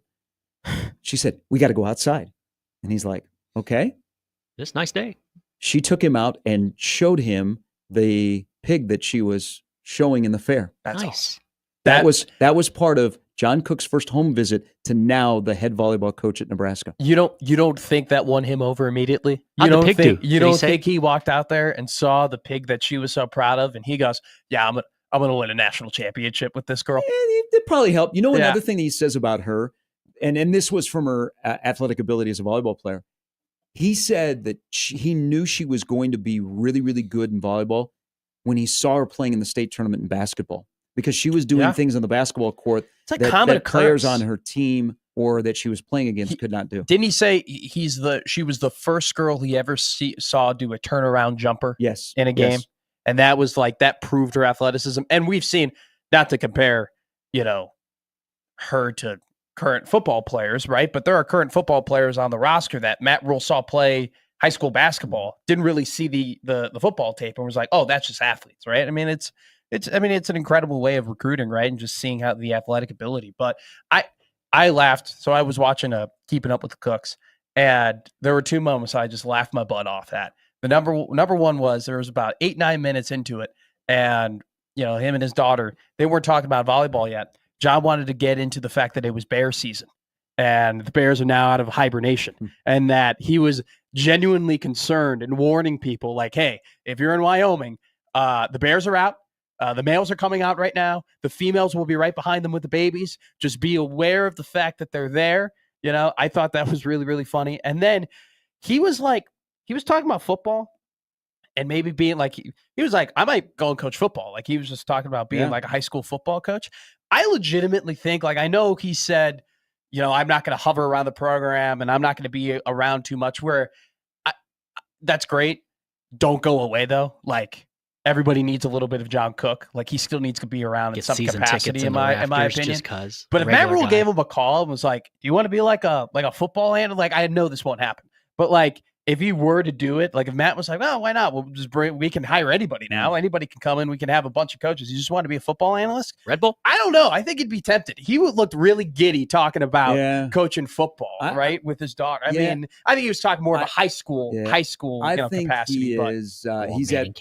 He's at peace with the decision. I love how much he loves football, though. I just think it's. I think it's awesome. That's what he played. He coached against Marcus and Damon Allen in a playoff game in San Diego County. That's incredible. I mean, he's at so, and again, anybody that was there last night, he's an incredible storyteller, and he told some gems. He's a treasure. Like you can see why he is so successful at connecting with young people and then delivering his message. I think he's very much at peace that he doesn't need to hang around Lincoln. He's going to spend a lot more time being grandpa in Wyoming, but he'll take care of his horses and he'll still be involved in all of that. But his joy, it's not talking about his 4 national championships and the process and the journey. His joy is that Danny Busboom Kelly is the head coach at Nebraska. And he was able to do that. I think reading in between the lines too, I think traditionally we think, oh, he's got this great class. He's got these awesome players. He's going to ride this out and then let the next head coach build their own program. I think it actually gives him more peace and more solace that she does get to inherit these incredible players who've already been built up in a way in the culture and program that he knows she'll be able to continue. All right, so thanks to everybody. Joe, who is the president of the Christ the King Sports Club. Thanks for having me out last night. It was a great event. Big shout out to the Grant boys. Joe, their father who passed away last year, is always a big part of it. He's the roaster. He is the auctioneer. And his son, Tom, took over last night and did stand-up. I'd love to steal some of those jokes, but this is a show that is on during the daylight.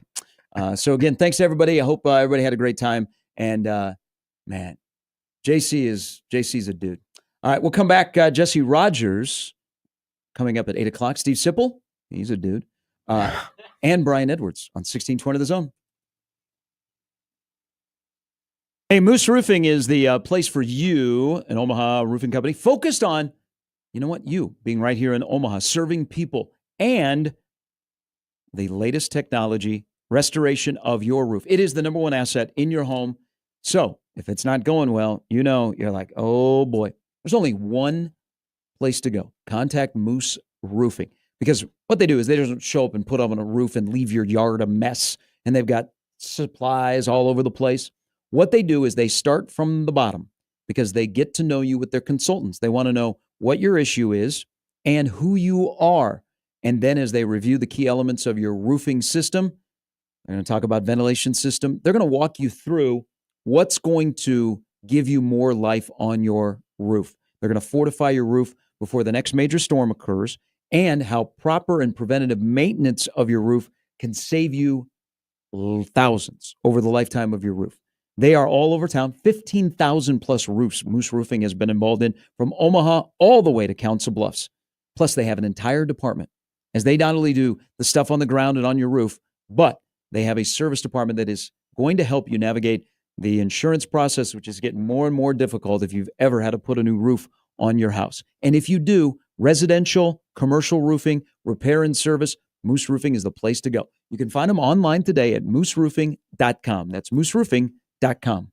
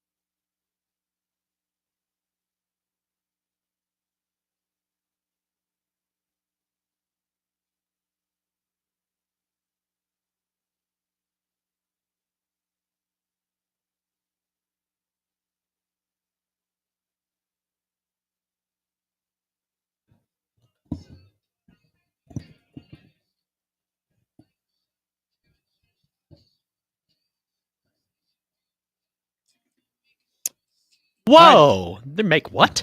This is Or talking about food. You make a sandwich. Or this is a lot. Make breakfast. This is such a switch up from like what we're used to. I was shocked when I heard this over the air. Me too. I thought they were making breakfast in a helmet today. What do I know? All Oh right. yeah, do you have everything ready? Later tonight. Are you a green? I take you as a green pepper guy. Green pepper guy, yes. Do you like red peppers or yellow peppers? I'm not opposed to either one, but the first choice would be a green pepper. They do taste different, at least in my opinion. Some people claim they don't. They do. I would rather have with the eggs a green pepper. It's more aesthetically pleasing. I like a yellow pepper. I grew up where the mini peppers, like the mini peppers in a bag. That was like my healthy part of my lunch growing up. We have that here too. But then I would dip it in like a vat full of ranch, and then yes. it quickly would like run away, get away of the nutritional value. Damn Midwesterner. Oh yeah, I know. That's right. Red peppers for life. Team Ranch. Green peppers are okay. Green peppers are fine. With ham though, ham and red peppers. Oh, okay, I'd eat it. Pepper is a pepper. Mm-hmm.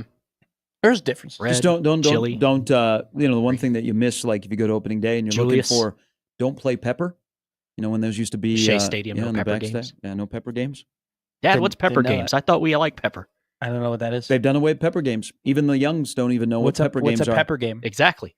I have no idea what a pepper game. Or were pepper games like a time of the past that were really, really fun but slightly violent? And I just got think hurt, people so we played don't at do it Shea anymore? Stadium.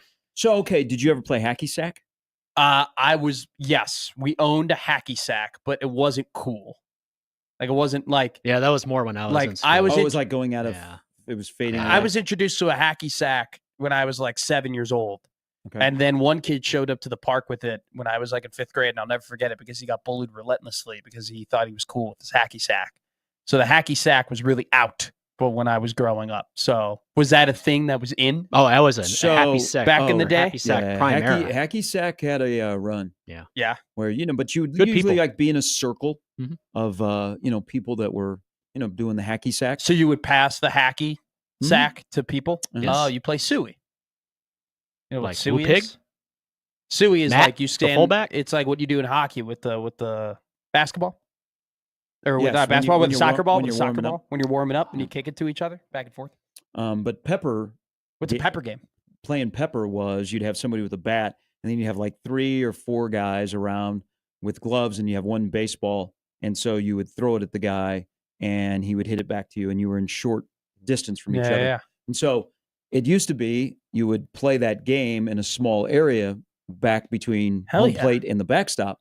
But for safety reasons, you'd always see no pepper games, and they would say, hey, move it out to the outfield. Mhm. Now, you don't see that as much. You see it a little bit. But yeah, pepper games used to be a Pepper big deal games back in the sound black and white era of Yeah. baseball. You guys get Game of the week, Saturday. You noon. guys get or so- three. Allen.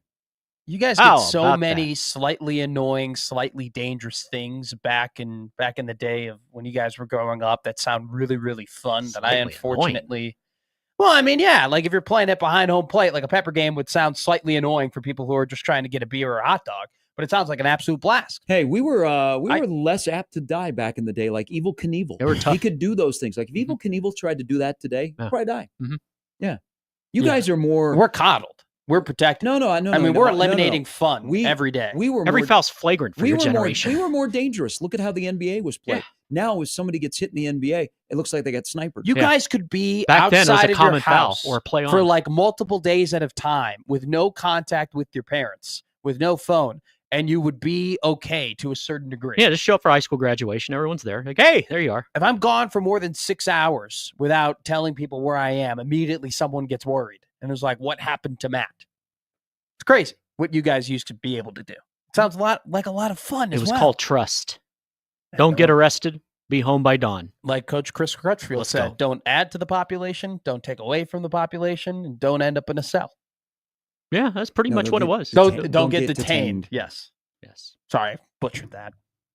Still a great It quote. was a simple time. Still an incredible thing to tell your team after they just won the first ever Summit League championship in school history. Not like the, hey guys, 24-hour ruler. Hey guys, we still got a lot of work to do. It's fun, man. It's awesome. Hey, are we on a run here? Speaking of that, now taking a different turn. We haven't had like a, knock on wood, a legal issue in a while around here.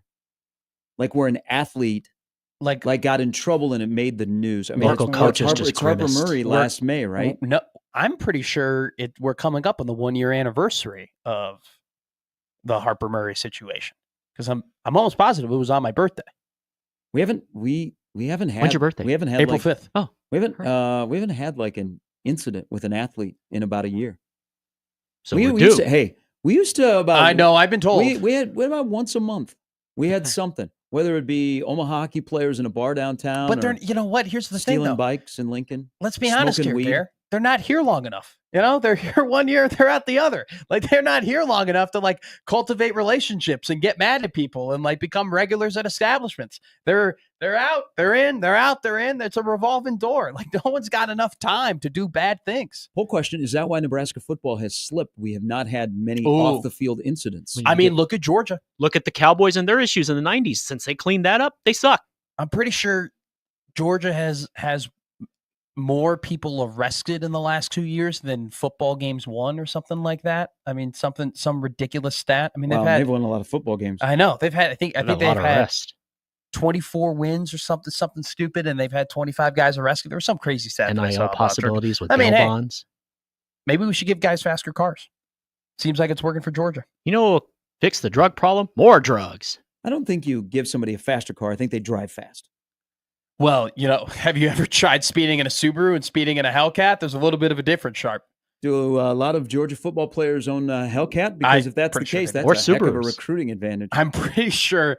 I'm almost positive that entire parking lot. Here's a 92 Taurus of just straight up Lamborghinis, Hellcats, and like BMWs and Audis. Audis are in now too. Guys like Audis. Hey, you can always tell how good a team is if you look at their parking lot. Mm-hmm. Like, the Nebraska parking lot's got a lot of pickup trucks. It's a lot of Ford F-150s that are roaming that lot. Run the damn ball program. They're versatile. It's been working out. Why throw it? I mean, hell yes. The quarterback should drive a pickup truck. Poll question. Does Nebraska football need more Hellcats in the parking lot? Oh, I thought you were going to say needs to stop passing the ball. Well, no, they're a 50-50 team now, Jimmy. Hey, there was a time where Nebraska football had cars, and you were like, where did you get that from? Now you don't even blink an eye, and you're like, oh, yeah, you got it from us. Obviously. You deserve it. It's in your NIL deal. I don't know what her NIL deal is, but last night over at Connie Clausen Field, Omaha and Nebraska played. I think it's great that Nebraska came up here and played. Yep. I think I'm hoping they make it a regular occurrence. The Creighton softball complex, or the softball baseball, you live over there. The softball is pretty far along. Baseball, I don't think, has started when I drove by there recently. Now, Creighton softball needs a field because the blizzard that came through, they have a dirt infield. It turned into soup. It's not good. It's not good what happened to their field. Did they not have a tarp over it at the time? But they're getting the baseball softball complex new for Creighton is going to be an absolute gem. So I hope that Nebraska coming up to Omaha will be more regular. I know with Jordy and coming back to her hometown, of course, she was a star for playing La Vista last night. So 1,500 plus show up. It's a record crowd in an incredible facility. I think what Mike heard, and I love his program, they're a premier program in the Summit League. They're going through a little bit, 3 straight shutouts after starting 20-5. I wish they would play at home more, but nobody wants to come here unless you're a Summit League team. So it was cool that Nebraska was there last night. People responded. The place was packed. It was a great atmosphere. There was an absolute rock star in the circle for Nebraska. Also, as I'm watching more and more softball, and I love it because last night they played 7 innings in an hour and 40 minutes. So it's boom, boom, boom. I've boom, always boom, when I announced softball, I always enjoyed it. I always, because they were always really competitive. Nebraska's been a good softball team for the last couple of years, and you got in and out. Like you were there. You had a good time. It was a good game. You got home 2 hours later. That's why it's super popular on TV. It fits into that 2-hour window. Look, when we get to the NCAA tournament or the Women's College World Series, the TV ratings go up because you're like, whoa, there's stuff going on all the time. Yep. I have to get used to, as I'm watching more and more softball, is a left-handed pitcher. So Matty Groff, who transferred back to Nebraska, and there were 20 in-state products on those 2 rosters last night, which is great. I mean, that's incredible. The last time I was at Connie Clausen was for the Class A state final last fall, and everybody in town was at that. It was great. It's unfortunate that it's not going to be there, but it'll do well, Bowling Stadium. So watching the big crowd last night, and you're so used to in softball of seeing a right-handed pitcher swing it through. Sure. Seeing a left-handed softball pitcher is still odd to me. You had to blink twice a little bit watching it happen? I mean, she's really, really good, but you just I don't know if you see a lot of left-handed collegiate softball pitchers. The one time I was announcing softball, and you learn about the sport, and you can't approach it like baseball. Obviously, when you're announcing, you have to kind of educate yourself on the pitch counts and the different types of pitches and the movements and whatnot. One thing that caught me off guard was you had a starter. She came in, she didn't pitch that well, right? She gets out of the game. They go through 2 more pitchers. They weren't doing that well, but they have to use them for the next day. So then the starter, who got taken out after 2 innings, got put right back into the game. And I was like completely caught off guard. Like first time, like this is like my 4th softball game ever. I was like, whoa, this is something I've never seen before. Ends up having 3 shutout innings to like end the game. They end up winning. It's absolutely incredible. So Jordy was Jordy last night. She had a complete game shutout. She had 13 Ks. She only gave up 1 hit. There was a stretch where she retired 17 in a row. I think I was counting. She struck out 6 in a row. We were talking about her yesterday and celebrities, like legit celebrities. How was that warm up? There were people lined up down the right field line to watch her warm up. I mean, she is a rock star, and she's even bigger in this town because I just stopped by before I went to the CTK banquet. So I was just standing and talking to some people. Like it's a female sports thing because you see this with Creighton volleyball or Nebraska volleyball, the female sports and the young kids. And I don't care if they're a boy or a girl. They know the players. They wear the jerseys. They talk about them because you see that especially in volleyball with 2 top 10 programs in Creighton and Nebraska. And you see like the reaction of young kids when they see the volleyball players, and it might be even more as a female sport, but the like every little girl that I saw yesterday, like they were fixated on Jordy Ball, and now she's incredible, and it's almost like if you go and watch Nebraska and she doesn't pitch, you're let down. Now at least she's hitting, so she'll go play first base or she'll be a designated player. They have a legit superstar that not only matches it on the field, but embraces her platform and her, she doesn't say I'm a celebrity, but knows that she's here to help grow the sport. It's incredible to watch up close. I hope people go and experience this because I haven't seen this very much in Nebraska athletics outside of football and men's basketball. It's a beautiful combination, or yesterday was a beautiful combination of 2 things that are very unique about Nebraska.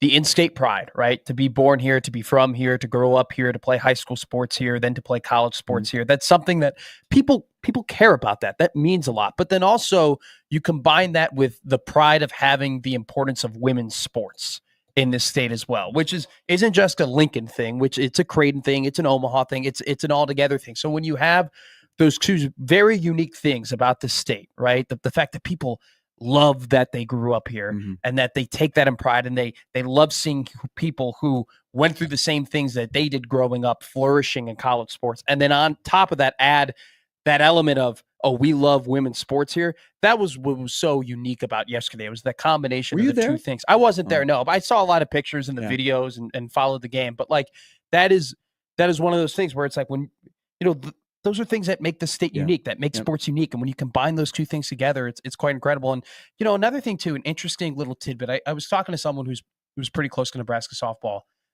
not too long ago. And they kind of told me they thought that it was absolutely awful, absolutely terrible that Jordy Ball got hurt last year, that she tore her ACL in the way that she did.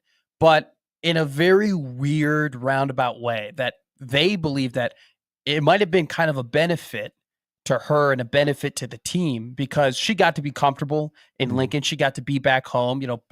One of the reasons she left Oklahoma was because she wanted to be back home. She got to have that year without playing to settle back into the program. But then on top of that, they got Jordy Ball at the very end of the transfer portal, right? They weren't able to use Jordy Ball on their really good roster as a recruiting tool to go and get some of these transfer portal targets. They were able to do that this offseason, and which is part of the reason why, and she's been absolutely insane, which is why they're doing great. But, it's just I just want to throw that out there because I thought it was just a really interesting tidbit. But like, man, what happened yesterday and seeing all the pictures and hearing you talk about it, I mean, it was a real special thing, and they got a special player and a special team. There are very few states that embrace female athletics, regardless if they're the big three, than this state does. And that was really, really cool. I hope people got to experience that facility because, I mean, the combo of the baseball, softball over at Omaha for Evan and Mike, the two head coaches respectively, is pretty damn cool. All right, we can take a quick break. Jesse Rogers is going to join us coming up after 8. It is opening day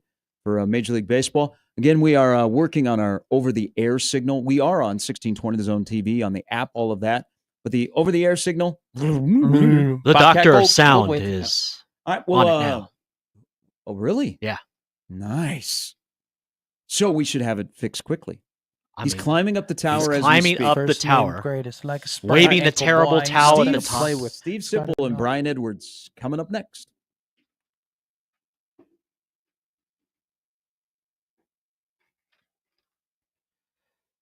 Well, hopefully you can hear this. Because do you want to win up to 1,000 times your money? Well, you can with Underdog, one of the leading sports apps that you can now play in our state. Millions of fans, that's a lot, have already won billions making picks on Underdog. That's a lot as well. Their app has over 100,000 five-star reviews and millions of players. This week on Underdog, okay, I'm torn, but I'll give you one of them. You know about the madness, but I have really taken a like to playing baseball on this. Not the game, but, I was successful last October. Well, now it's the end of March, and we can be successful again. And we can be successful together. Download the Underdog app and sign up now using promo code ZONE to unlock a special offer of up to $1,000 in bonus cash when you make your first deposit. Join in on all the fun when you sign up with promo code ZONE. Claim your special offer today and get up to $1,000 in bonus cash instantly upon first deposit. Must be 19 plus in Nebraska and present in a state where Underdog Fantasy operates. Terms apply. Void in Colorado. Poor Rockies. Concerned with your play? Call 1-800-GAMBLER or visit ncpgambling.org.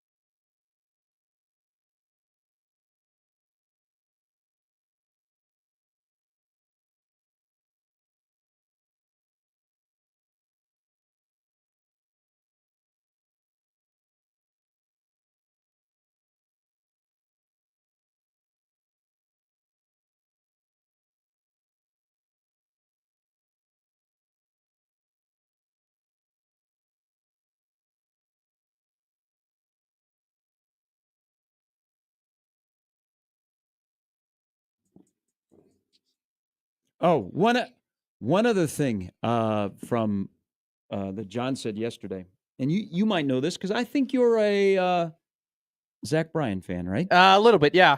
Okay. More, probably higher up on my list than some others. Now, I think that more colleges trying to make money will start to have more stadium concerts. Yes. But you got to have big names out there touring. You're not going to have a stadium concert if you're not going to draw, at least 45, 50 grand? Oh, yeah. Right, you're not having hairball. But there are, At least. But how many, I haven't seen a lot of big stadium tours outside of Oasis. Morgan Wallen? Oh, announced. Yep. Are doing across the country. Not anything close to the Beyonce, Taylor Swift level, but I wonder if colleges will start doing more concerts to raise money for NIL or the athletic department or whatever. Nebraska did it. Essentially, they'd done it twice. One was a reel-on concert with Garth Brooks, and you know how that went. So John was asked this last night. When they started the whole process of Volleyball Day in Nebraska, and it went from, hey, if we can get 25,000 to the server blows up and they're like, oh my God, we've sold 60,000 tickets. And then they're like, we got to sell more.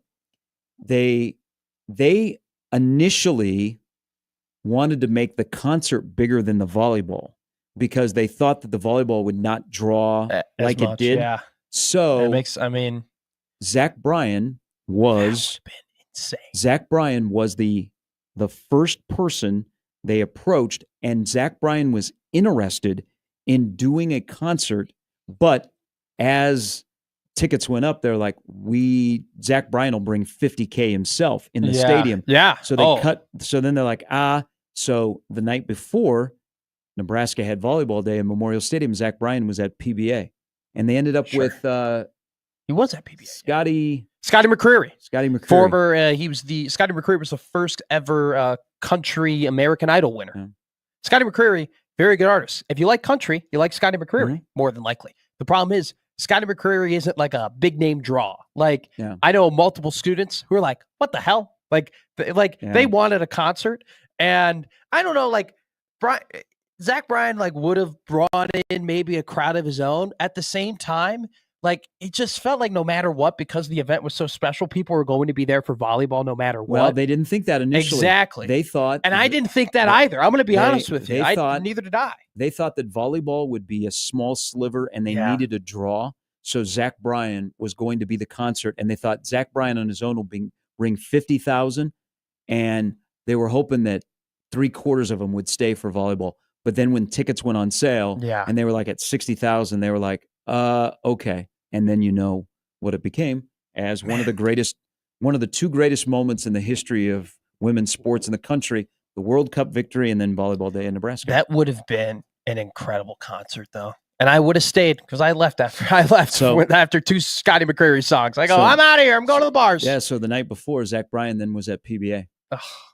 But he wanted to do it. Yeah. Man, now I'm mad. I would have loved to have seen that. I haven't seen Zach Bryan in concert. That would have been awesome. Jesse Rogers from ESPN on opening day is coming up next.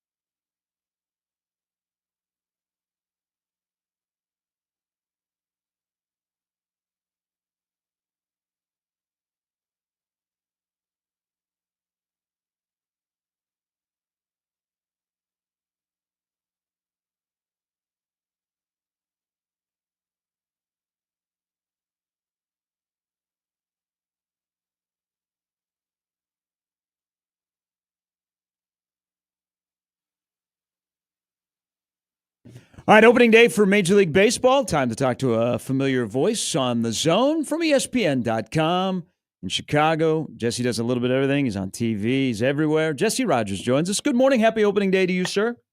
Yes, to you too. I'm actually in St. Louis, which is kind of a good place to be for opening day. Twins and Cardinals today, just because it's one of your traditional baseball cities. I'll be at Wrigley Field for their opener next week, but Nice. it's good to be back. Baseball's back. Hey, let's start in St. Louis because you hear enough from the Cub fans and you're close enough. You hear from the Cardinal fans, and of course, you cover the entire sport. What has happened to the Cardinals? It's a good question, and I'm going to be writing about it next week. It just sort of got behind the times a little bit. They were so caught up in maintaining kind of their legacy and never really looked more than just what was in front of them.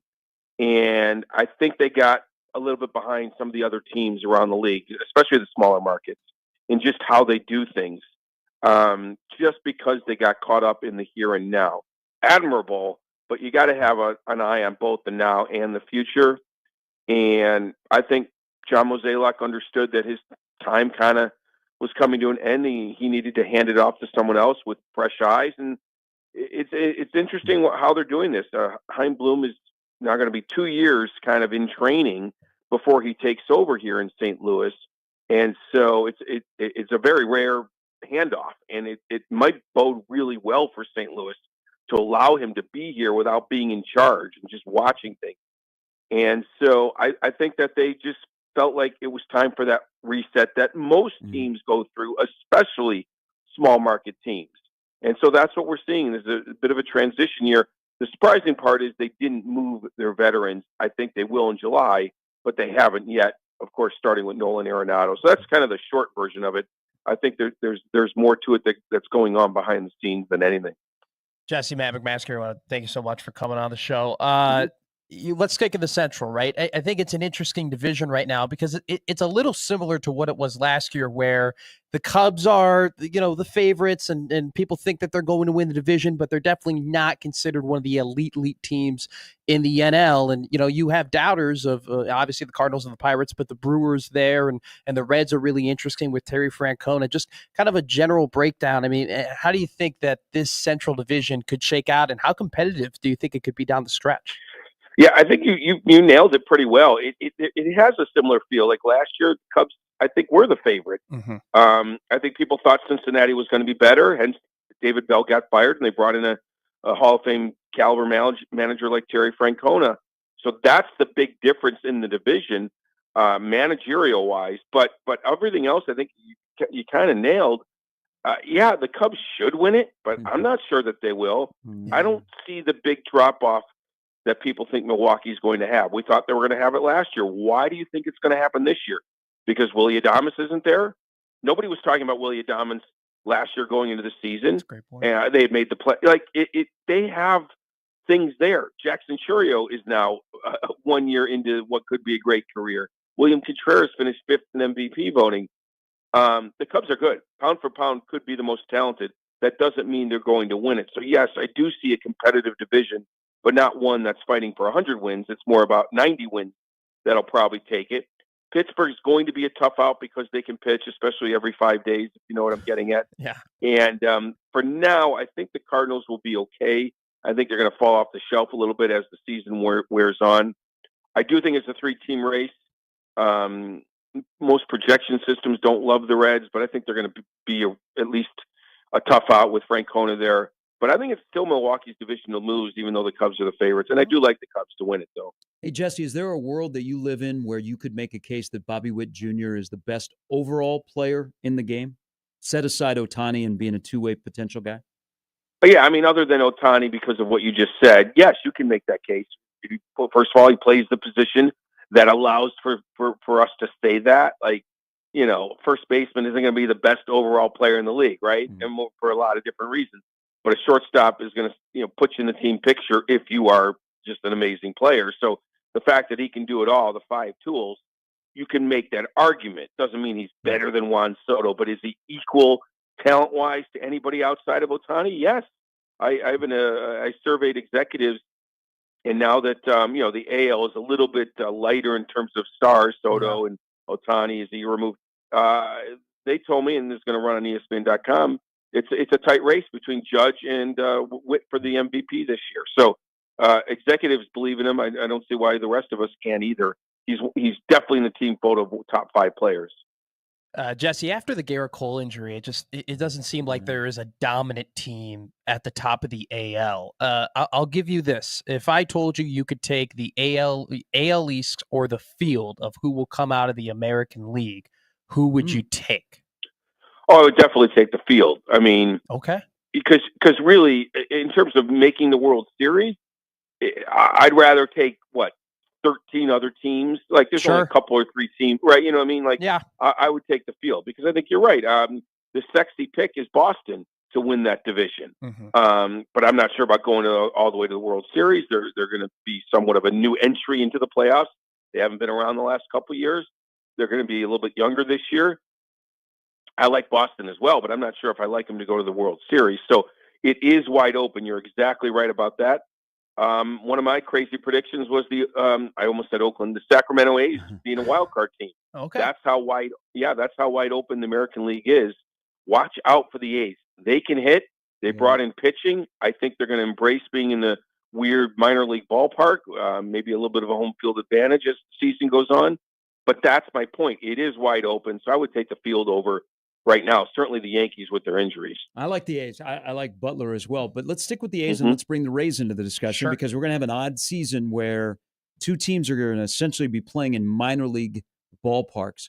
How do you think that will play out during the course of the whole season with one team that looks like they're ready to spend money and kept guys in the A's, and then the Rays who have been perennially a competitor in the AL East? How do you think that'll affect them and the teams that have to come and play in Sacramento or come and play in the heat and the rain down in Tampa?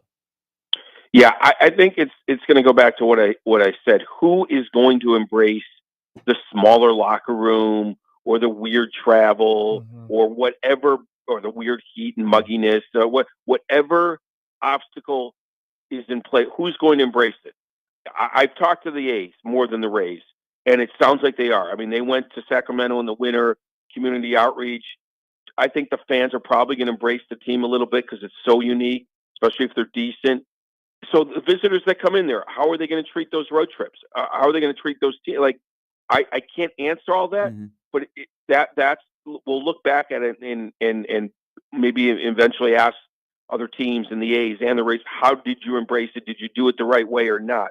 So I think that's the key. It's like the Dodgers and Cubs when they went to Japan. Like, you have to embrace what's coming. You have to face it, meaning the jet lag and all that other stuff. And we'll see how both teams react coming back. Now they've been back a few days, but the baseball season is all about the obstacles and who's willing to sort of accept them, embrace them, and work around them, and who's going to sit there and complain about them. So I'm not sure we can answer the question about the Rays and A's until after the season and see how it all shakes out. Jesse, you talked about the Red Sox. The crown jewel of their offseason was Garrett Crochet. And almost better than anybody else, the concerns the White Sox had last year with his longevity, right? Considering his injury history and, the fact they limited him heavily down the year.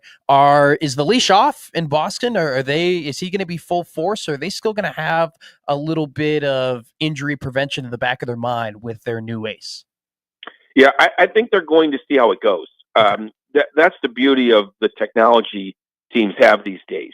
If Garrett Crochet's numbers, and I'm using the air quotes, like the analytics, the numbers, underneath what you're seeing on paper, seeing on the screen, that kind of thing, are good, I think they're going to let the leash off. If there's a dip in velocity, if there's something about his spin rate, if teams can notice these things before they get to be a problem, I think they'll back off. But the fact that he's pitching opening day and he's their stud, and they have playoff aspirations, I don't think their plan is to hold back on him unless they have to. And you deal with that start by start, week by week. And there's just so many telltale signs now that can indicate. I mean, it doesn't always indicate a drop, but a red flag can go off. I did a story last year on load management. And that's the phrase they use, the red zone. When a player is in the red zone, it could be a position player or a pitcher, if the numbers, the analytics show them in the red zone, they're fatigued, they're tired, that's when teams back off. And they have those things for pitchers even more than hitters. Like there's indicators. So I don't think the plan is to back off, but I think that they're ready to if need be. Hey, I think the sport is in a really good spot because it's got brands that are strong, but it also has got young superstars that are becoming more and more household names. And weirdly, today in Miami might be the best pitching matchup with Skeens and Alcantara, if you look at both of those guys in the early part of their career. But now as Skeens goes into his second full year in the majors, what do you think it looks like with him in a Pirate uniform? And what do you think the Pirates owe Skeens to do with that roster so that he remains a Pirate for a while and that he can one day pitch in a playoff game, or let alone maybe someday pitch in the World Series with his unbelievable right arm? I mean, the Pirates at one time had what? Garrett Cole, Jamison Tyon, who am I missing? The Pirates just have not proven that they are going to keep their stars. Mm-hmm. Look what the Royals did. They signed up Bobby Witt. Mm-hmm. The Pirates have yet to do that. They need to do that, whether it be him and O'Neal Cruz, whoever is going to lead them. So they need to sign him up, and yes, they need to build around him. That executive poll that's going to be on ESPN.com tomorrow, overwhelmingly, Paul Skeens was picked as the guy executives want to hand the ball to in a big moment. Already, and he's 23 starts under his belt. They picked him over anybody else. He's already arrived. He's the Cy Young favorite. The Pirates owe him and the sport a lot to build around him. And I commend Kansas City. It took a little time, but they signed up Bobby Witt. They have a contending team, at least within that division. The Pirates need to do the same thing. Small markets can do it. You start with the draft, and then you build out from there. But you have to have that commitment. So, yeah, I think they owe him and everyone, or else he's going to walk. He's going to walk or get traded, and that'll be sad for the Pirate fans. More competitive division this year, the AL East or the AL Central? Competitive. Better, obviously, the AL East. Yeah. Competitive. I'll go with the Central. Central. It's probably close, though, but I don't see a big difference now that the Tigers and Royals have arrived between those four teams. I'm going to see the Twins today. I think the Twins are going to be good. I've never been a Twins guy, really, but I think they're going to be good. Of course, the bottom team brings the AL Central down. And the AL East is still going to be. It's going to be better. I've not been a fan of Toronto. I don't see. I know this is kind of their year to keep Vlad and everything. It's close, though. It's close. I guess with the White Sox in the Central, maybe I should be picking the AL East because there's no one as bad as them. But I don't think more than a couple teams can win the AL East, where four teams can win the AL Central. It's tight, though. It's a good question. Hey, we'll get you out on this. Give me your best bold prediction for the 2025 season. Damn, I already used up the A's making the playoffs. That's pretty bold. That's pretty bold. Let me think about another one here. My best bold prediction. Okay. Jackson Chourio is going to be in the top 5 MVP voting. All right. That's not a bad pick. I like that. Damn Brewers. We can't get rid of them. Jesse, as always, appreciate your work and your time always with us on The Zone. Have a wonderful opening day at Busch, and we'll talk to you down the road. You got it, guys. Be well. Thank you, Jesse. Jesse Rogers from ESPN. Of course, started covering the Cubs. That's when I first came on him. Chicago radio guy. Awesome guy. Was able to work with him back there, and top dude. We're being around him. But, hey, plus 3,500, Jackson Chourio. Well, I'll give credit. So the NL MVP. So Kyle here earlier in the show on Twitter, and he is a big Wisconsin guy, but a big Brewer fan. He said Brewers are going to win 90-plus, and Chourio will finish higher in the MVP voting than Kyle Tucker. If that happens, man, they've been playing with us for the last 2 years, Garrett. I just want to get on this. We've been told by Jed, hey, we made the right decisions. We didn't keep the core. Look what happened to them. I was right. Look what we're building. We're drafting really well. And then last year we're supposed to be we were supposed to take it last year and then build off that. Then we didn't do that. And we got Craig Counsell. And we were told, oh my God, Craig Counsell is this incredible manager. He himself is worth 8-9 wins, right? So now we get to this year, they get Kyle Tucker, and they're like, here you go, even though they didn't extend him, which they should. But now we're told again, hey, this is the year. It better be the year. It better be. Playoffs are bust. I will cry and I will go into a fetal position if Cam Smith has a better year than Kyle Tucker. I think Kyle Tucker will be fine. Cam Smith is pretty good, though. I have done the math so that you don't have to on the Pittsburgh Pirates schedule. If they follow Skeens and he stays healthy, he will pitch in Kansas City on July 8th, which would line up because that would be his last start before the All-Star game, which he will start on the 15th, which would be a week later. So barring – I don't think the Pirates will have any rainouts or anything like that. Wait, I was going to take the show on the road. Are they playing? July 8th. Are they playing in Tampa before that? Are they playing in Oak or in Sacramento before that? Because those could maybe teeter off. A bit. If you miss him, so that week before the All-Star break, the Pirates are in Kansas City and then they go to Target Field. So if you've not seen Skeens pitch since he pitched here in Omaha for LSU or the Indianapolis Indians last year at an 11 a.m. game at Warner Park, that would be your opportunity. July 7th through the 9th in Kansas City, 11th through the 13th in Minnesota. So he'll start one of those games before he starts in Atlanta for the National League All-Stars. It's paramount. Wearing their jerseys again this year. I love that. It'd be really big for baseball if he went out and he won a Cy Young. It would be massive. It would be massive for the game. Bigger than Jackson Joe? Yes. It would be bigger than a lot of things. That'd be back-to-back years of Tigers winning Cy Young awards. It doesn't matter. That guy is a superstar. He's got the ability to be a superstar. And he had a hell of a year last year, won the NL Rookie of the Year, all that. But man, if he actually followed through on this hype and the fact that you've talked about, I'm going to make sure I watch as many Paul Skeens appearances as I possibly can. There are other people out there like that. If he can, man, even though he's in Pittsburgh, which isn't a great market, if he wins that Cy Young, man, that'd be massive for the game. Massive for the game. And you are right. The Pirates, you got to think that the clock, they cannot be like, oh, we have him for arbitration. We have him for 7 years. We got some time. No, the clock starts now. You have to start looking to compete now. You cannot do what the Angels did with Ohtani and Trout, and you cannot do what other just in the past with teams did with superstars and not build those teams around it. They have to make sure that they put Paul Skeens in those big games. All right, coming up in about an hour, Steve Sipple will stop by. There's football stuff going on. Hey, there was basketball stuff yesterday. A lot of basketball stuff. There's going to be so much basketball stuff going on the next couple of days. The portal, the Sweet 16, the Elite Eight. Then we got the Final Four. Then we got the Crown. Can't forget the Crown. All right. Steve Sipple will be guest in waiting. Maybe we should hire hosts in waiting. Like I'm getting set to retire. Right. Bring in somebody that's going to be with us. Like Ed and the whole deal. Yeah. We could do that. Maybe. All right. Sip and be Ed's coming up in the last hour on 1620 The Zone.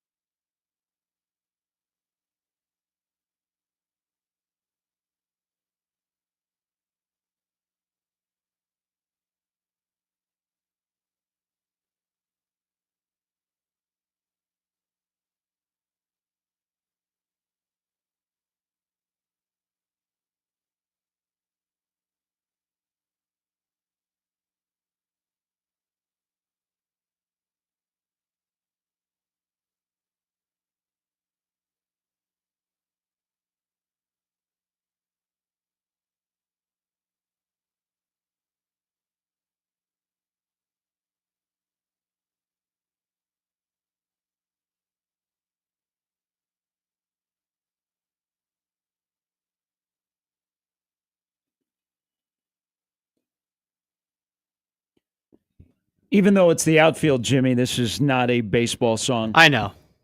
But I know you like this song. Yeah. Besides, when I think outfield, I think of the Mighty Ducks. You don't. So that's a different sport. You don't think this is a song like Ted Lilly would run out to? Like, this is a song that would be playing in the stadium about an hour and a half while people are just maybe. kind of, hitting some balls. I don't It's know. peaceful. You're taking it in. Justin Grimm walked out to the song. I'd be singing it and warming up. I think it'd be like a very like weird, like it'd be like a dude that a bullpen guy you don't really know, and he walks out to this song. You'd be like, oh, okay, that probably matches. Definitely not on the top of the list of bullpen songs you run out to. Jimmy, stop. Okay, Doing anything. Trying to play with my mouse. No, it's not me. The mouse ain't working. Like the signal on this radio station ain't working today.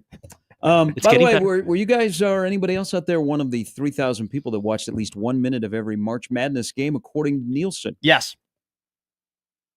You said that very confidently. Yes. At least 1 minute of that. every single game? Yes. I fell good on asleep you. before Oregon, Arizona. I had right before I went to bed on Sunday, I had the TV. I did not watch a lot of the night because I'm sick. I had I didn't watch a lot of the night games, but I had them on. So I did get counted, but I will confidently say, yes, I watched at least 1 minute of every single game. 3,000 people seem low. That seems really All you got to do is watch a minute of every March Madness game? Well, do they count? Is this why we're canceling the tournament? Here's the thing. If you just stick yourself in a Buffalo Wild Wings No. all day I'd Thursday, rather watch a Friday, Maxwell to Saturday, Pig. and Sunday, which some people may or may not do, does that not count as a person? Because I feel like that would up the count. If you're doing it in Omaha, we're not a Nielsen market for TV. No, okay. We're not a market that 3,000 gets, is metered. low. And I don't think that's that like hard of a thing to do.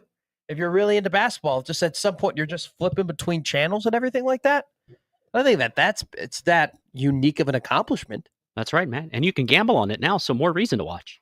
I know. Congratulations. Bad week for the board. Congratulations, those American heroes out there that watched at least 1 minute. You'd be an American hero. Thank you.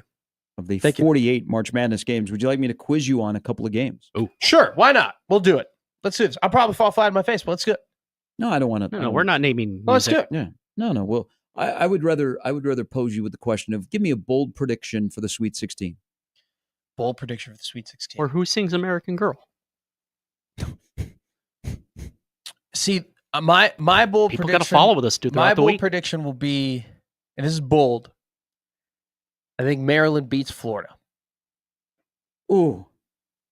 You think Maryland shows up with the stuff that's going on with Kevin Willard? That's my only hesitation on that pick. Because this is, by the way, this is wild. So there is news out there.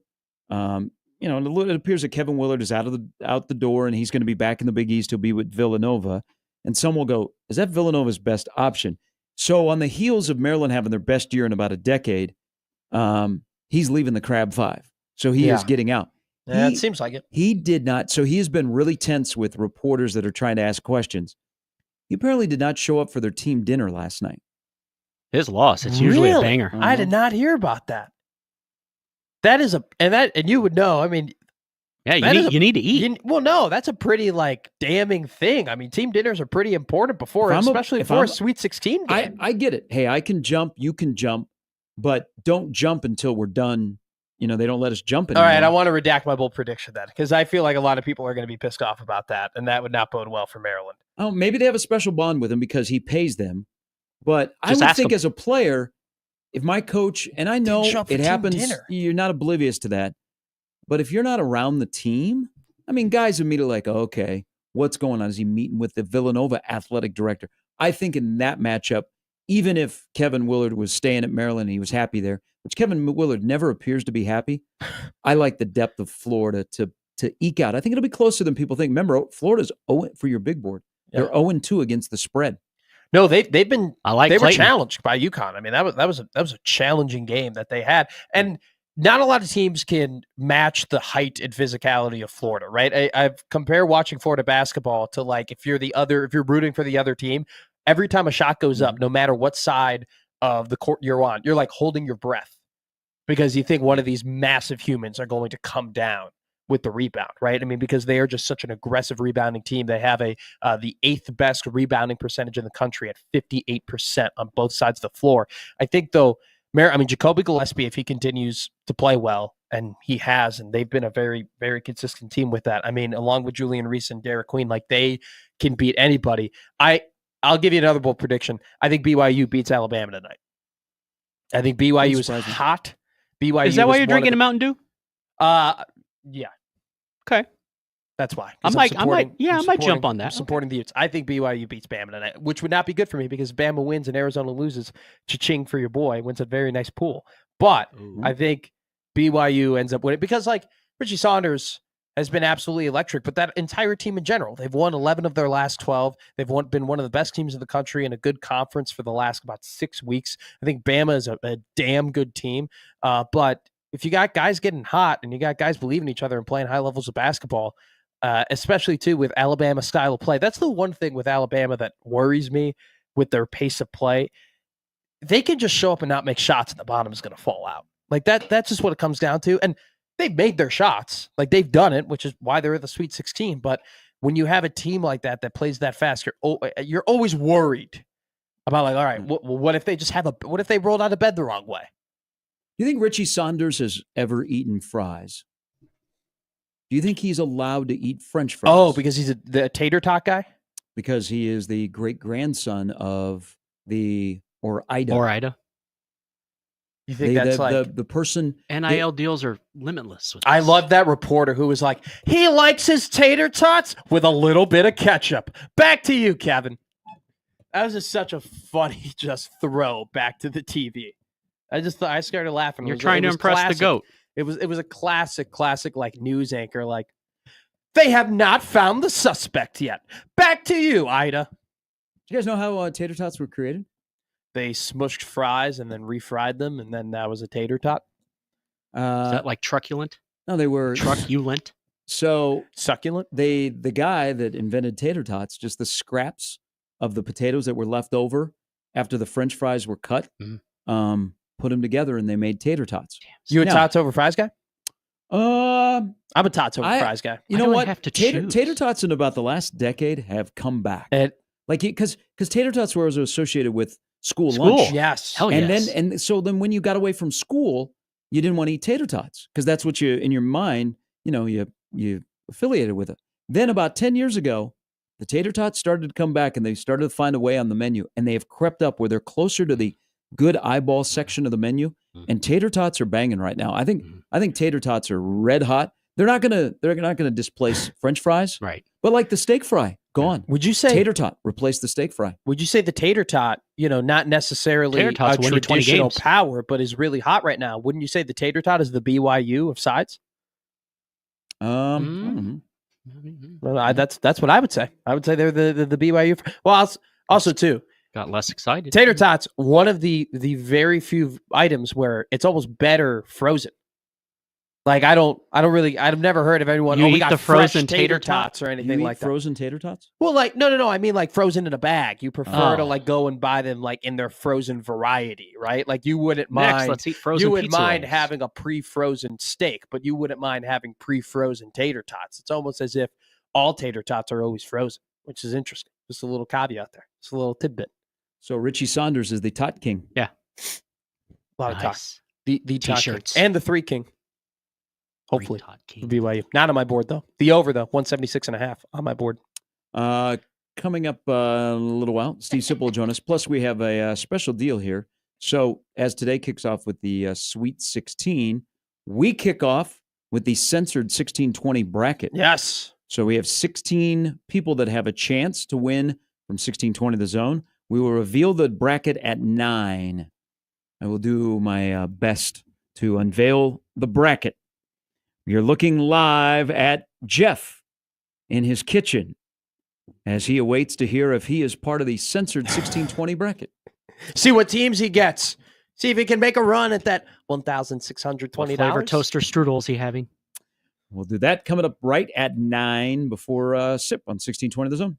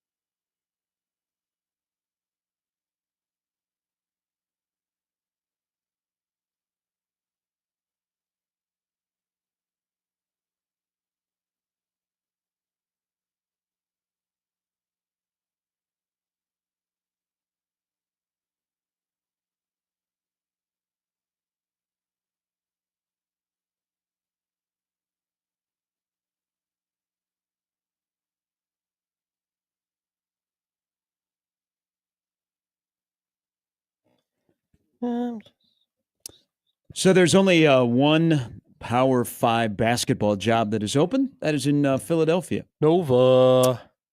Bob writes into the Equitable Bank inbox, would Villanova have hired Kevin Willard after his tenure in record at Seton Hall? The one thing I noticed about his time at Seton Hall is he would often lose games in the final couple of minutes due to his clock mismanagement and lack of getting his team to execute. Gave away games consistently. Seems like a subpar hire for Villanova. It does seem to me that Villanova could do better. So, I mean, this is Kevin Willard's first Sweet 16.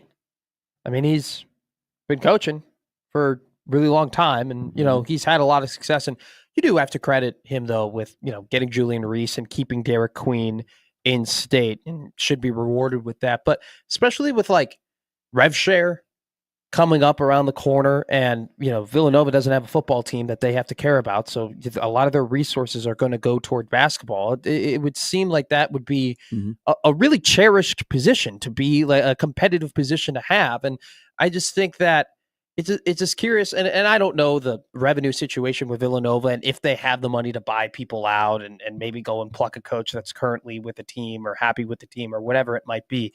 But I do agree with, it just seems like a very, like, knee-jerk, like, oh, Maryland's having a great year, they're incredible, let's go and hire their coach type deal for a job that is pretty cherishable.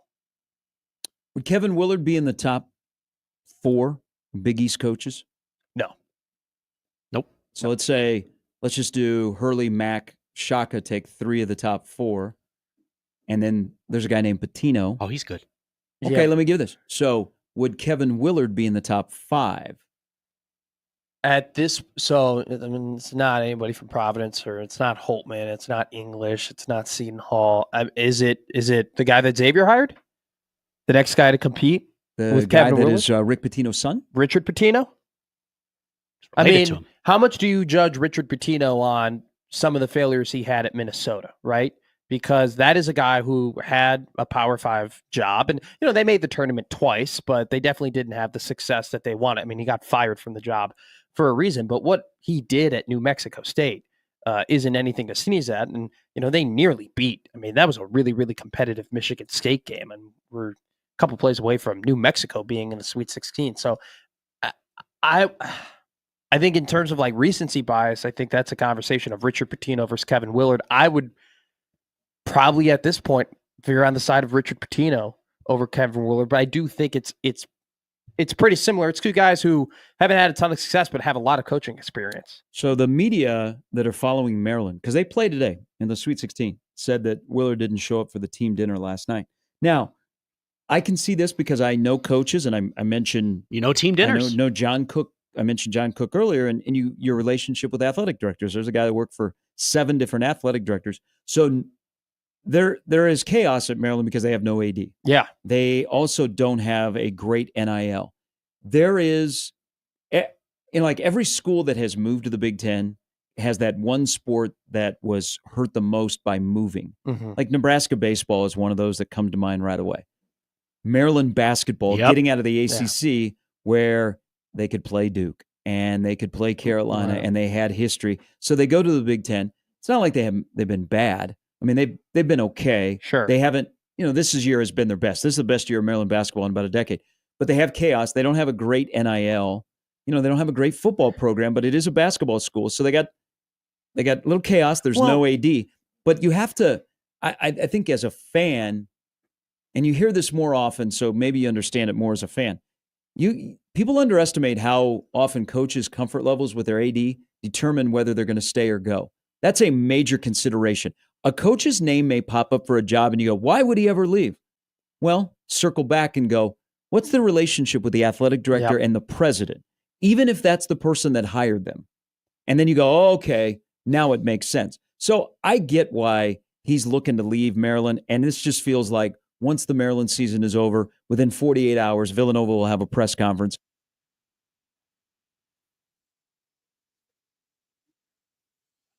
His name gets mentioned at Maryland, and I have no idea why. What? Why? I don't what? know. The Waltons will pay. Yeah, they'll keep it. So I was looking at a list on the On3 for Maryland, and John Calipari's name is like near the top. I'm like, I don't know. I'd leave Arkansas to go to Maryland. Yeah, So you would be going from the Walmart money to the Under Armour money. Well, another thing too, though, which I think would still be.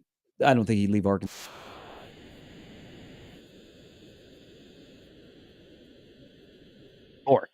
I mean, what makes you think that Maryland is going to come all the way over the top and be like an buyout Calipari from Arkansas after Arkansas, paid a lot of money to get him from Kentucky? Like, it's just, that doesn't make a lot of sense. But there is a thing, though, because Minnesota is seeing this, Iowa is seeing this.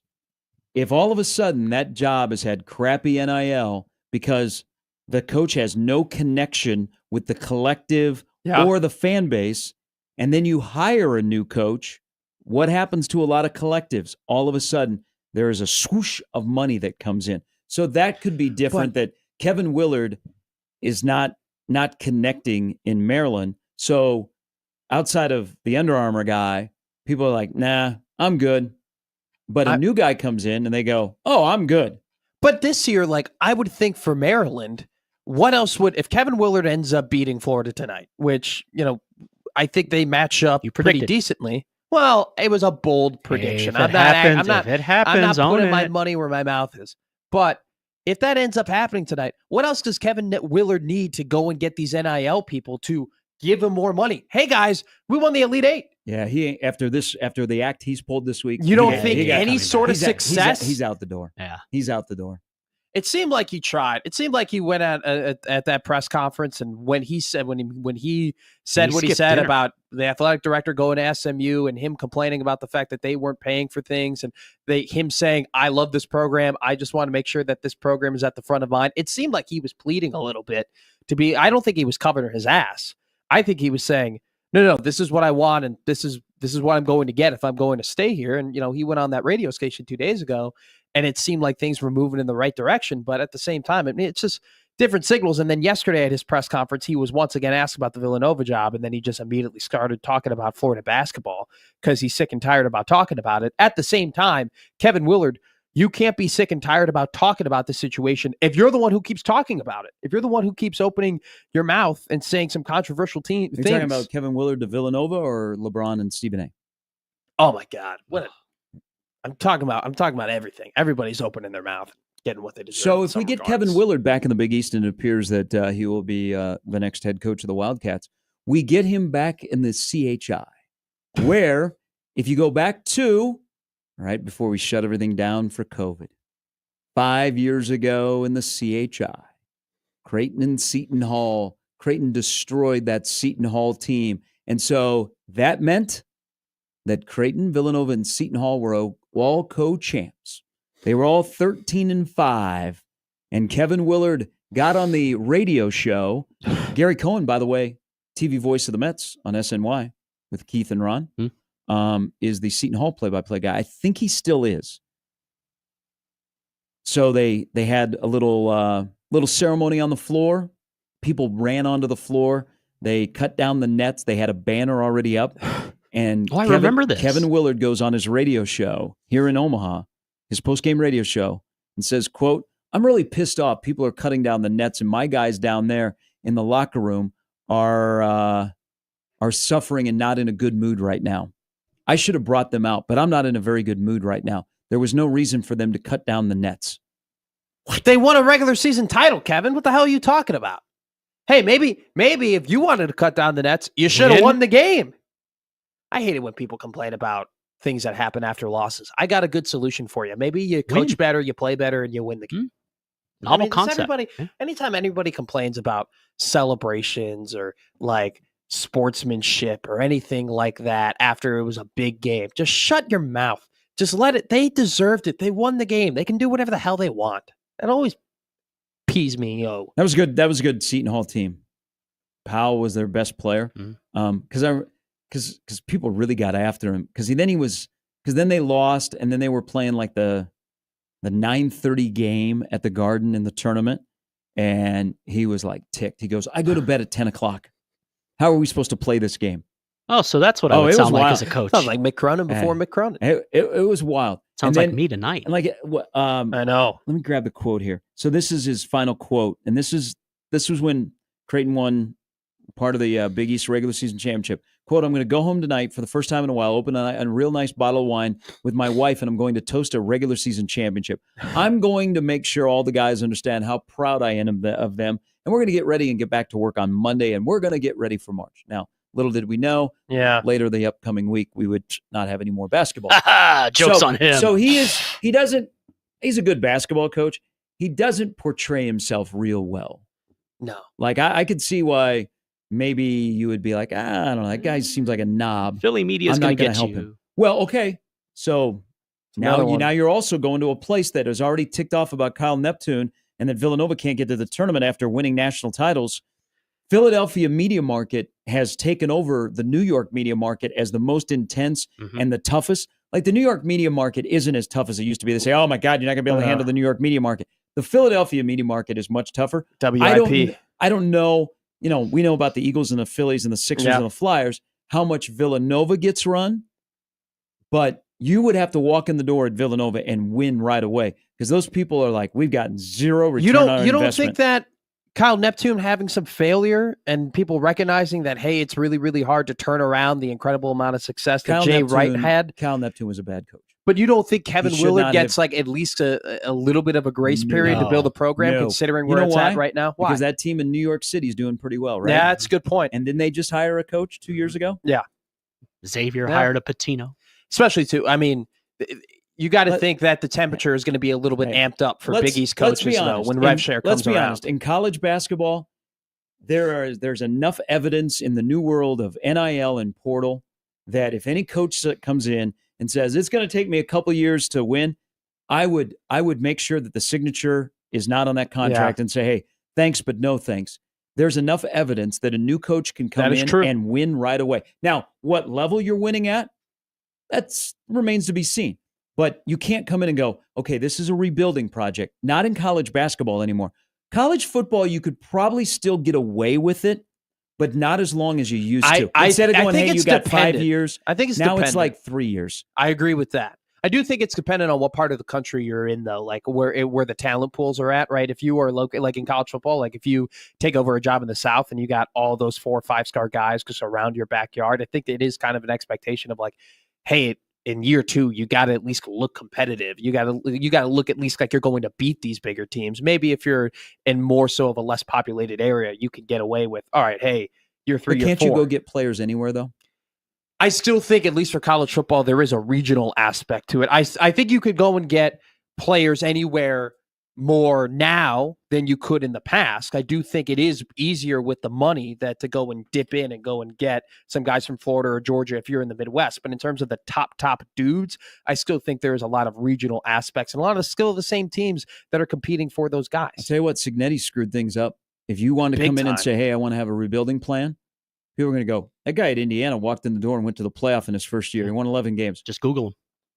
I mean, that's going to be a part of the hiring process now, too, though. We've talked about this. Like, if you're talking to a coach coming from a smaller school, I feel like one of the questions maybe, okay, how many of your guys that you won with are you able to bring with you? Like, how many are you able to bring any of those dudes from Northwest Missouri State? You're able to bring any of those guys from Drake? And you bring in a point guard. In a damn good point guard. Next year will be a really good point guard league. Yeah. Fred. We'll reveal the censored 16-20 bracket coming up next. Steve Sipple will stop by. Nebraska's practicing in Memorial Stadium this morning. There will be a lot of observations coming up because the first 20 minutes of practice is open, but they're in the big stadium today.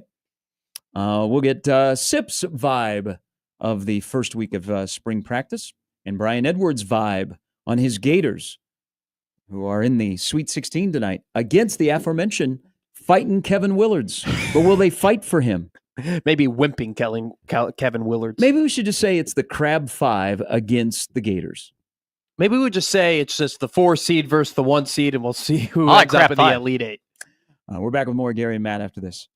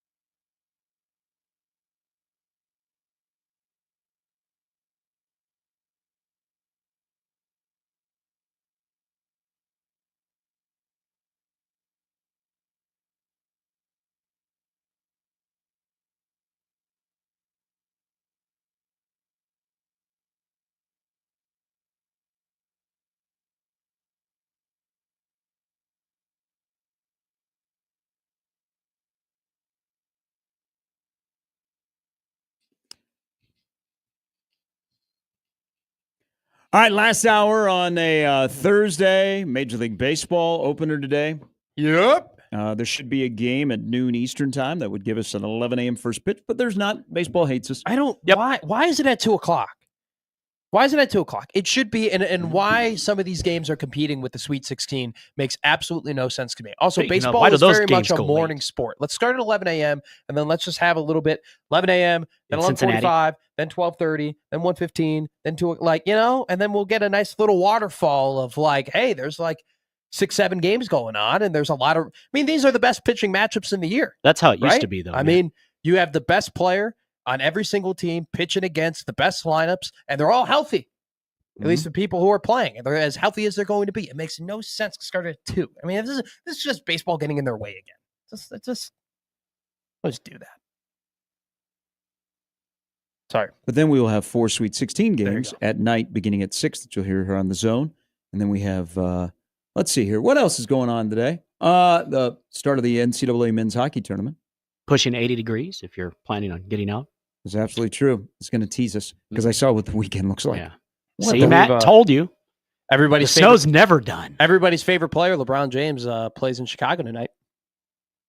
Everybody's rooting for LeBron. So he's hoping playing that at the home of LeBron- the GOAT. Hey, All yeah. right. He had Yeah. a monster day yesterday. Got on McAfee, out of the court. which is, I mean, that's a forum that I think fits very well with him. He doesn't go on many national shows. No, I watched the whole thing. It's kind of riveting.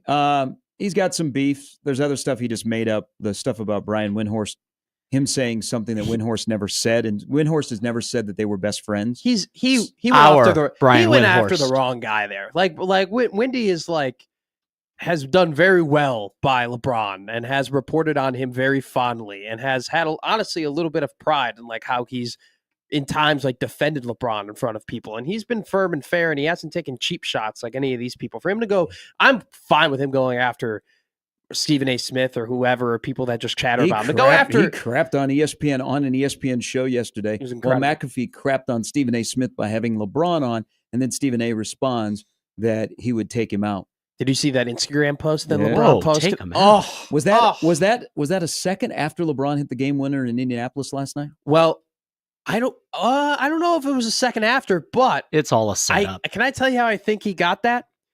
Bronny tweeted out cap, oh, that would never happen. He quote tweeted that of Stephen A. Smith being I would put hands on LeBron if it got physical. And the 5'11" guy against a 6'8" beast. and the first response to Bronny's quote tweet was that Stephen A. Smith punching the boxing meme, right? And so I think LeBron probably clicked on his child's comments to see what people were saying and saw that. We're like, oh my God, that would be a great initial post. So I think that came about. It's It all was incredible. ruse. It's like Andy Kaufman and Jerry Lawler. Well, this whole thing, LeBron, and he said Stephen A. Smith is on the Taylor Swift tour, which was kind of funny because he's doing the car wash. Yeah. Like Stephen A. is everywhere. Stephen A. is going to run for president. He'll be on the Democratic ticket, and he will run for president. Sign me up for that blank show. The debates would be kind of interesting. I'm not talking about actually politics would- either. I just want to watch Yeah. the debates. I'm not saying that Stephen A. Smith would win a primary or anything like that. Obviously I not. hate everybody. But I am a equally. little intrigued. I am intrigued by him running. I do wonder if there would be some people who would latch on, because What does I'll this tell you have to do this. with the Cowboys? he isn't a dummy, and he's a really good entertainer, and he's a really good talker.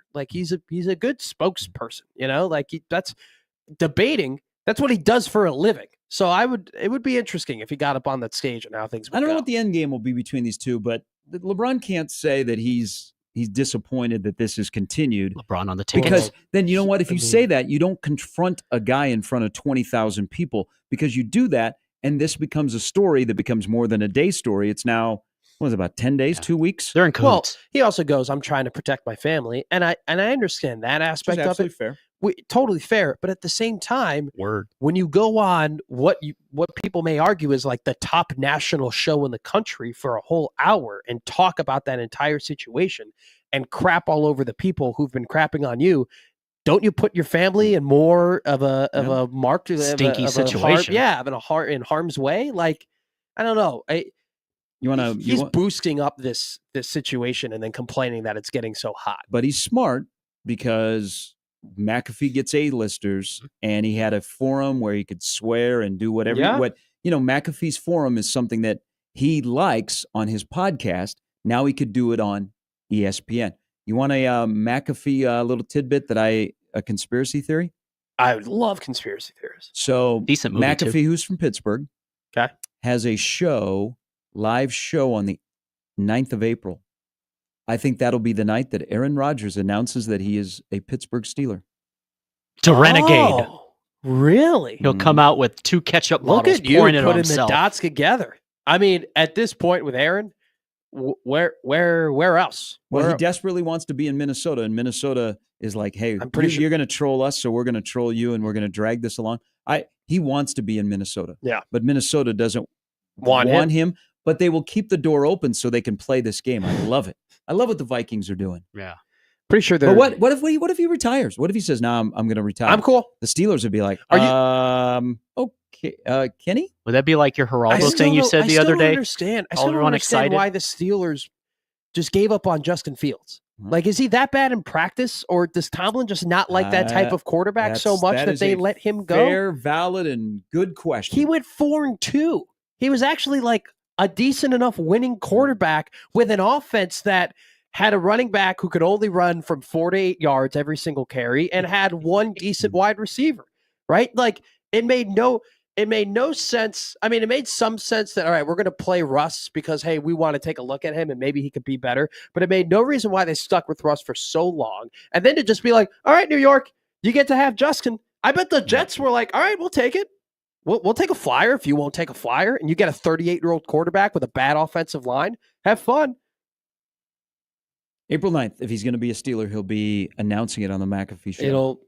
That'll break the internet. And the place is packed. The McAfee's back home in his hometown. They sold out like that. I see lights flowing. And he'll be with the Pittsburgh fans because he's going to be on the show, and he'll announce there that he's going to be a Steeler. April 9th. It'll be like they'll bring on Tomlin will be the very first guest. Then they'll bring on the ownership group of the Pittsburgh Steelers. Then they'll bring on, Aaron just happens to be here, and then they'll all get together. We survived Cliff Stout and Mark Malone. I guess we can do this. Bubby Brister. Yeah. Won a playoff game in Houston. Gradkowski. Bruce Gronkowski. Yeah.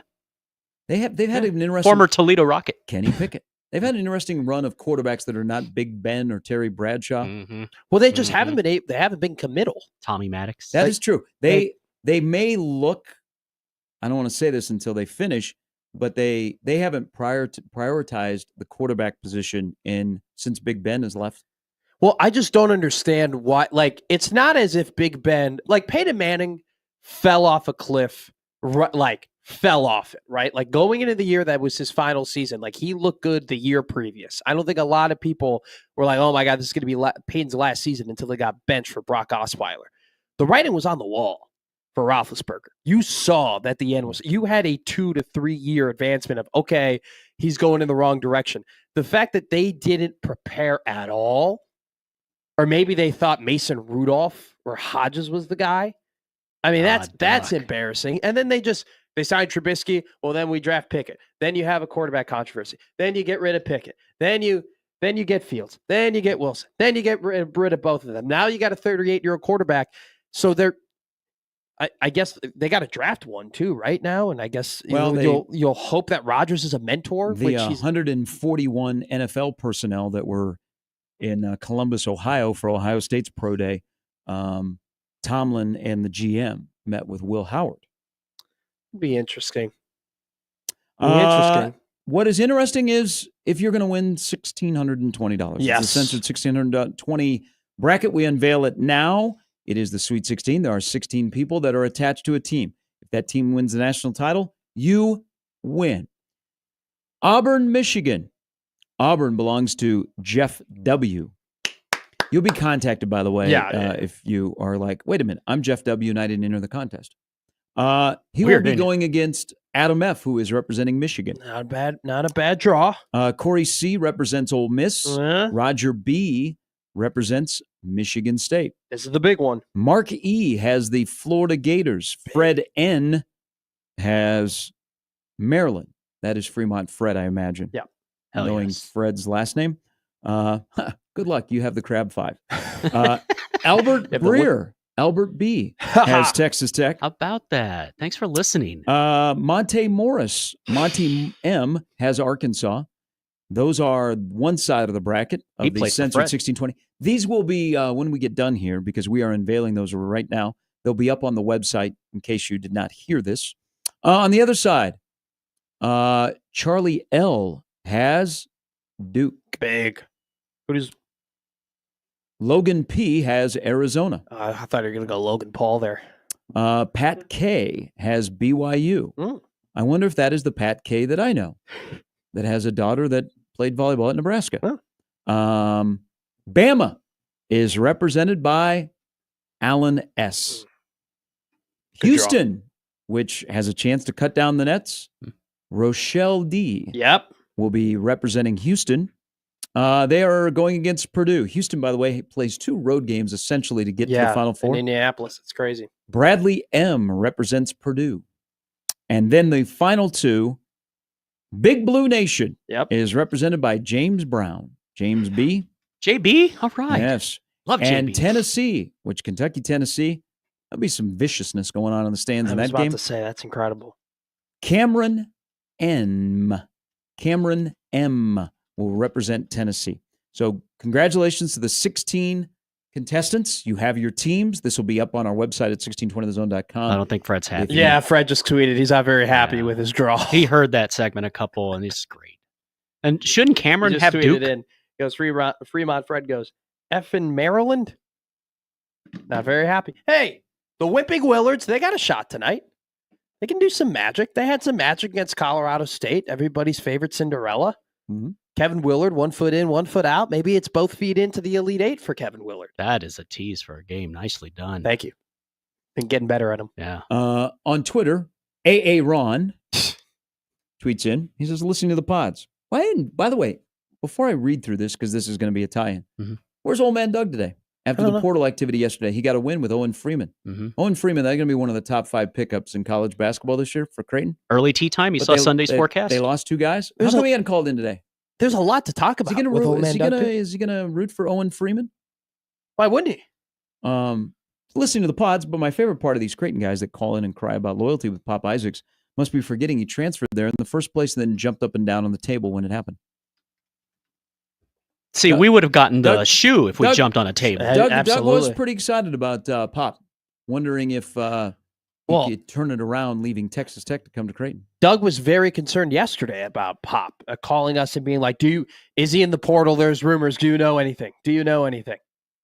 So I'm surprised he didn't call in. I'm also surprised he didn't call in to talk about other guys that Creighton is currently targeting right now that also go to the same school that Owen Freeman went to.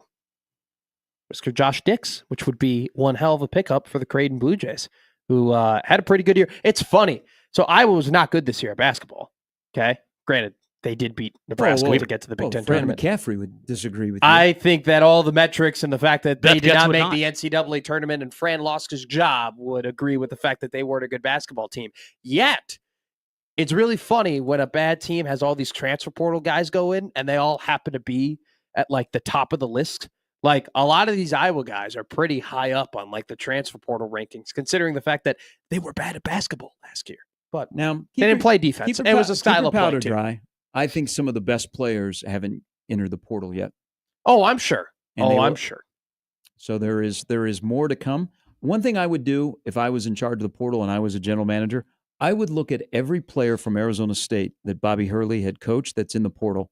It seems like Arizona State guys, when they leave Arizona State, they get better. And they win national championships. Hello, Jemiah Neal. That's a great point. I mean, you got to start thinking as we progress on from year to year and the transfer portal becomes more prevalent, there probably will be a scouting report on like what coaches produce the best transfer portal products from what programs. And like, it will be like a known thing of like, hey, this is actually a feeder program. Like this mid-major school produces some of the best guys that we get. You know, like there will be, I don't know if there will be like financial tie-ins, but there definitely will be like, hey, you got to go and look at North Dakota because in the last 5 years, they've produced 7 guys who've all scored more than 8 points in an NCAA tournament game or something like that. That's why I'm convinced that Sannon, who transferred to St. John's yesterday, is going to be all Big East because he left Arizona State. Yeah.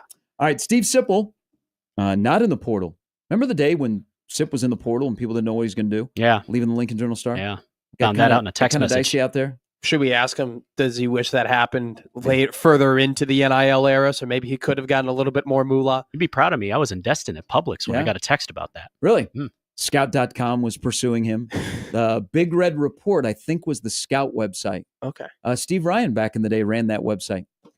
Sip from on3.com will join us again. In Lincoln, there will be observations by people of Nebraska players. They work out in the stadium today, or they practice in the stadium today.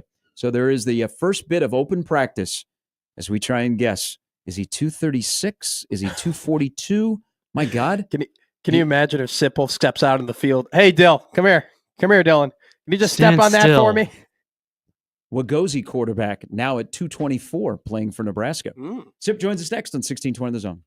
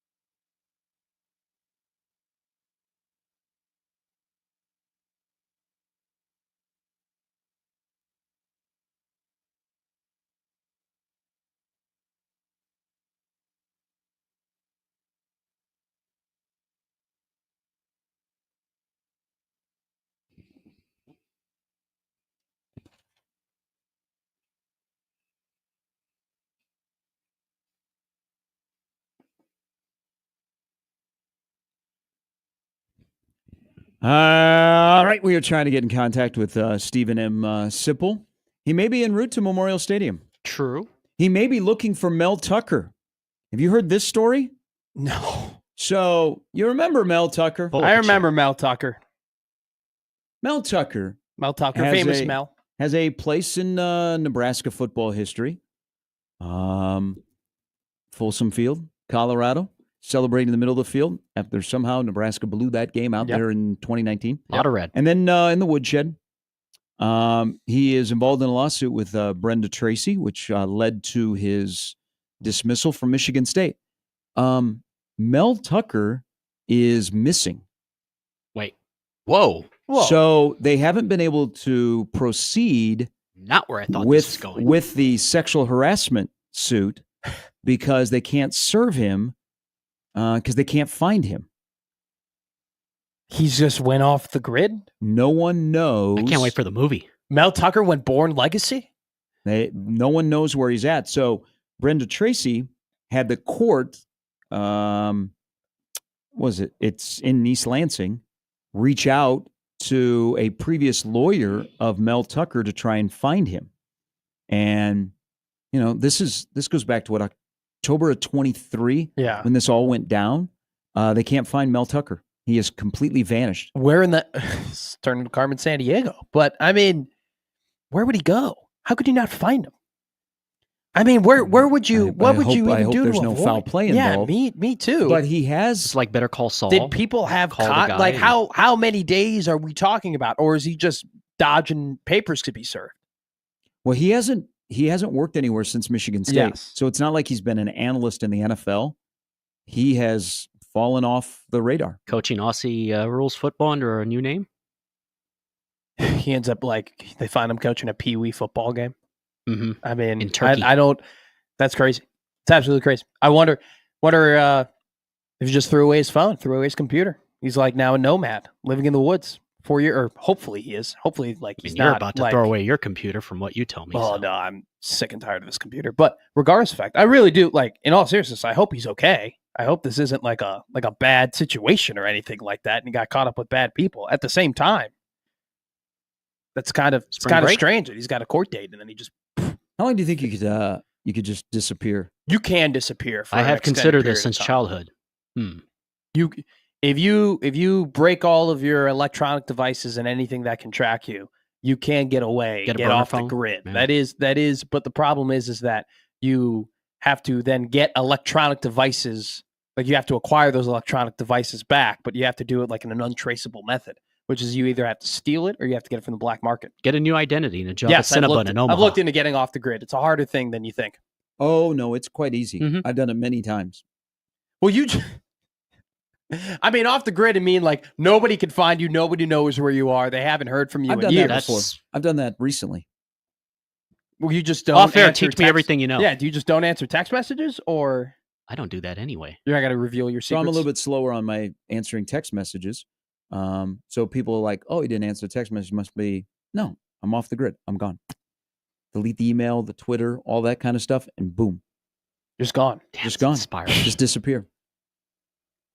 I've never considered getting off. But I have never had a sexual harassment lawsuit. That is a good point. They are looking to serve me papers that I would have to be on the You just wanted some more sleep. I hope this doesn't have a bad ending. Yeah, me too. But it seems very, very odd. But they can't find Mel Tucker. Is there prison time included in this sentence, or is it? I mean, I don't know. There's it will be very uncomfortable, I would imagine. I would imagine when they find him. There's a guy whose career was on the upswing, goes from Alabama to Georgia, drops off at Colorado, was going to turn Colorado football around, and then got an opportunity to go to Michigan State. And he thought, wow, okay, Michigan State made a really, really good hire here because he's a recruiter. And then Michigan State went, and they're like, hey. And now you can't find Mel Tucker. Did LeBron take him out? Since apparently this is a thing. He's taking people out. Well, maybe have Stephen A. Smith start talking crap about him. Maybe he'll pop up on McAfee. Let me look here. I don't want to give oxygen to the story, but I imagine. Oh, I thought you were going to MLB Network. No, The very first picture. This is why I haven't watched that channel in 15 headline, years. LeBron wins game for Lakers against Pacers. And now there's a picture of him having an interview. And then I guarantee you we're going to get a full face cut to camera to Stephen A. Smith. Rolling out in 3, 2, 1. Oh, it's a 4-pan with Windhorst. Wow. Stephen A. Brian Windhorst and Kendrick Perkins. Woo. They're going to talk about the Lakers, but not about LeBron. Or baseball, No. which comes back today. Well, national shows don't talk about baseball. Look at them. They are all locked in right now. Like, they all look angry. All 4 of them. Can you blame glaring them? at the camera. Sip isn't responding, so Sip is missing as well. Great. Sip and Mel Tucker. I did want to ask him because yesterday, I don't think we need to tie those two things together, Jimmy. There are certain no. Oh, I was not thinking Sip. any of that. Yeah, no. We like Sip. Sip's a great guy. Sip's our guest. Mel Tucker, probably not a great guy. Definitely not a guest on the show. The only thing with Sip that is at a standstill is where he's going to get his coffee. Okay. That and is he still using Mando full body deodorant? Not a lawsuit. It may have because there was a lot of basketball activity in this town yesterday. Owen Freeman joins Creighton. Pop Isaacs, Mason Miller leave. J.J. White, Markel Sutton leave. Everybody's staying at Nebraska. Bryce Williams says, "Hey, we're going to make some money out in Vegas," and everybody's like, "I'm for it." Yeah. I don't know if it helped the excitement I have for the Crown yesterday and the little press availability with the head coach. But there was something yesterday that I'm a little surprised, and maybe it's because we're still confused on what his role is. Your reaction to the salary of Pat Stewart, the Nebraska football GM. You got to pay the man what you got to pay the man. It's a lot. $800,000 is nothing to sneeze at, but we've seen. It is just shy of what Lombardi is getting paid under Bill Belichick. Yes. And it's another, look, this athletic department has shown that whenever dollar amount that Matt Rule needs in order to make his program run the best it possibly can, they're willing to dish out, which I'm in support of that. If the head coach is evaluating and saying, hey, we need this guy in this position to keep ahead with the changing times of college football, then you should do that. And if you have the means to do that, then you have the means to do that. And so, it's a lot of money and it's nothing to sneeze at. At the same time, the way that Matt Rule talks about Pat Stewart is very interesting because there are other guys that he talks about that he's had relations with where it's very happy-go-lucky-go. It's very, oh, my God, he's a great dude. Oh, my God, he's a grinder. Oh, my God, this is, that's my guy. He doesn't really talk about Pat Stewart that way. He doesn't talk about Pat Stewart like a buddy-buddy manner, like they're best friends. He talks about Pat Stewart. The common thing he always says is he's smart. He's a smart guy, and we need smart people. And so it is a healthy contract. And we don't know exactly what he's going to do or he's going to evaluate, and he's going to put numbers on guys is what Rule has kind of alluded to. So this is the Billy Devaney that they tried in 2016 under Mike Riley. That did not go so well. But like he has bonuses that are kind of interesting. If Nebraska achieves success in the conference, bowl game, championship, all that kind of stuff, is how will we evaluate the result of his work? Sure. I'm not opposed to paying somebody. If you want to have a general manager, you're in it to win it. But, the importance of this has really increased, and we're not really sure exactly what they're doing or how we judge.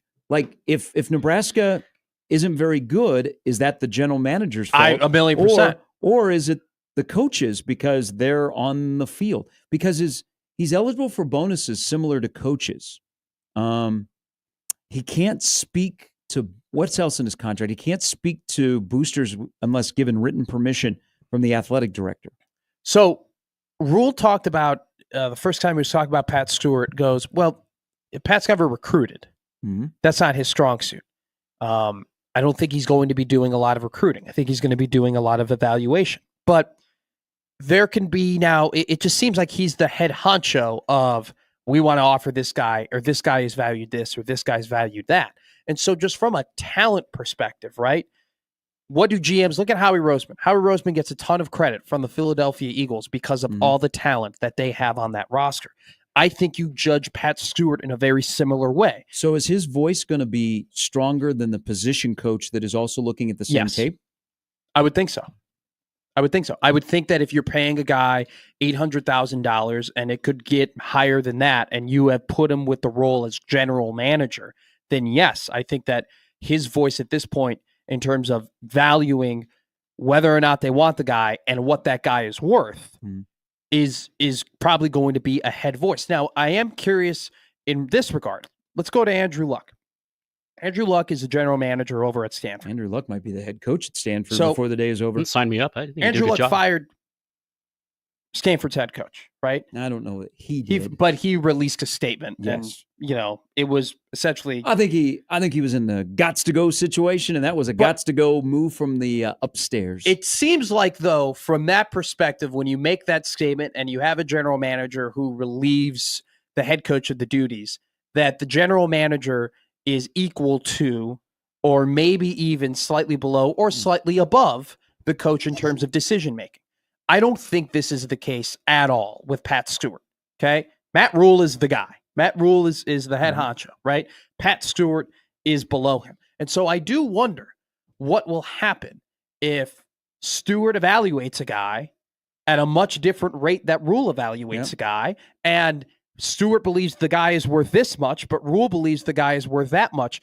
What is that relationship like? What is that contrast going to be? I'm going to go back. What if Dana gets to pick his guys on offense and he wants particular guys, and the general manager says, nah, we're good. We can't make it work, right? Oh, the money doesn't work. Oh, we're paying to this guy. We're paying to that guy. And then also, too, you kind of have to start funneling about like the personal relationships that assistant coaches might have with him, right? If you're a defensive backs coach, wouldn't you want to try and cultivate a good relationship with Pat Stewart so he understands how important your position might be, so he invests more money into that? And on the other side, what if you continually go, I really, really like this guy, and I think he's worth this, and you continually you're kept told, no. That's going to create a lot of tension. And so I do think in that regard, it kind of is a weird situation that Matt Rule, has put himself in terms of he's got to manage those relationships between the general manager and the assistant coaches in terms of who they're evaluating and who they're paying for. There's a lot of in the room of recruiting is who gets to make the call on an offer. Like at the bottom line is the head coach signs off on any offer. You can't be willy-nilly. But what if an assistant coach who has a relationship in that area likes this player, he likes this potential, we're going to develop him, and your general manager goes, we just don't have the means. Let's pivot from there. I mean, you have to. That's the part of the CEO, I guess, as a rule, is managing that all of these blend together in a year where you have a lot of new assistants on the field, so you got to blend them together. This is the CEO, Matt Rule. But so Nebraska, if they're going to do this, you can't just put one toe in. They've gone all in because you look at the salary, and that salary isn't very far behind coordinators. No, it's more than that. Than a lot of assistant coaches. Well, it is everybody except for the coordinators. Yeah. But this is what they're doing in college basketball, college basketball, but college football. You had the guy from Notre Dame that left to go to USC that got a mill. Yes. Yep. Michael Lombardi gets $1.5 million at North Carolina. Alabama's got a GM that makes $925. Jim Nagy at Oklahoma, who left the Senior Bowl, which is a big deal, to go to Oklahoma. Doesn't his salary start at like $750, and I think it tops out at $930. There is this sentiment that because people are still trying to figure out what his role is going to be. This is new to Nebraska, how this is all going to work, especially at a place like Nebraska. Is this popped into my email box yesterday when his salary was released? Wouldn't $800,000 be better spent on a player? No. And the reason why I'll say no is that you have the uncertainty of NIL, and you still have the uncertainty of revenue share. And I think that there are going to be teams that when they know the rules and when they know the money, they might start hiring general managers. But I think that it's really important, and Rule has talked about this, get ahead of that curve, right? And start planning these things and start going through these trials and tribulations a little bit of what evaluating is going to look like and what the money will look like before you get into the real game, before you get into the real let's go around. Because the last thing that you're going to want to do when this rev share all comes together is be behind the 8 ball.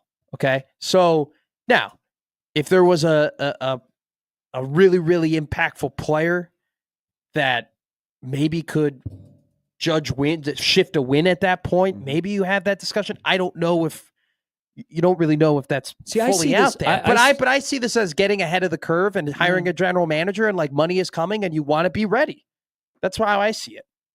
I probably see it more right now before you get into, hey, we're going to get 15 million of the 20.5 or whatever is going to be decided, is just another evaluator that's in the room, another evaluator that has been in the NFL that can look at tape of an incoming player or a potential incoming player, and then also look at tape of current players. That's how I see the current role before you start having a salary cap and having to divvy out cash along the way. I think that's probably where his biggest strength is right now, is sitting in a room and evaluating film of future and present. There's a lot of guys in that. And they do have a lot of, I guess you would say, off-field personnel to do that.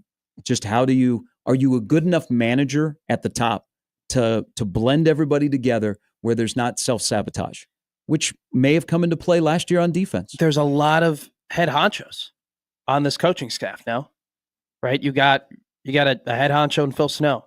You then have a defensive coordinator in John Butler.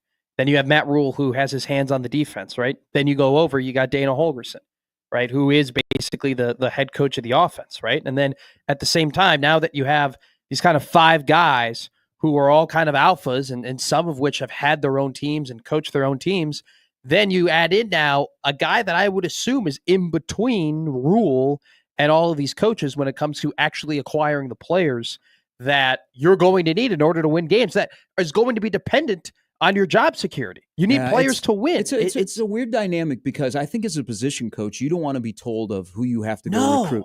You want to be able to evaluate and then work on your contacts and say, this is the guy that we need, and be able to go to the head coach to say, hey, and make your case for why this guy deserves an offer. Now, they make a lot of offers, but not have somebody go, you know what, I'll get back to you. I'm going to look at it. So that whole dynamic, and I'm not saying that's how it's going to work in Nebraska, but Matt Rule trying to blend new faces that are wearing helmets, his biggest accomplishment to have success this year might be blending everybody that is new on the staff and this new world of college football, because you have now a GM, you have a lot of new position coaches, you have essentially 3 new coordinators. Yes. So at the end of the day, you might have to give out in college football the coach of the year and the CEO of the year. Basically, and the GM of the year. Also, too, this is a legit question. If Dana Holgorsen over the past decade has wanted a guy to be on his offense, who has told him no? Who has told him, hey, Dana, he's in full charge of his offense. Yeah. Well, so there's another part of, hey, let's just, Pat, help us with the defensive guys. Exactly. Do the rules just not apply to Dana then? The head coach of the offense is going to take care of that. I just think he's right now another set of ears and eyes and experience, and then we'll get into the nuts and bolts as we get the blueprint on how this is going to look with a salary cap, essentially. Sure. All right, Brian Edwards going to join us next. He's got picks, including his Gators tonight, who take on the Crab 5 and the Sweet 16 on 1620 The Zone.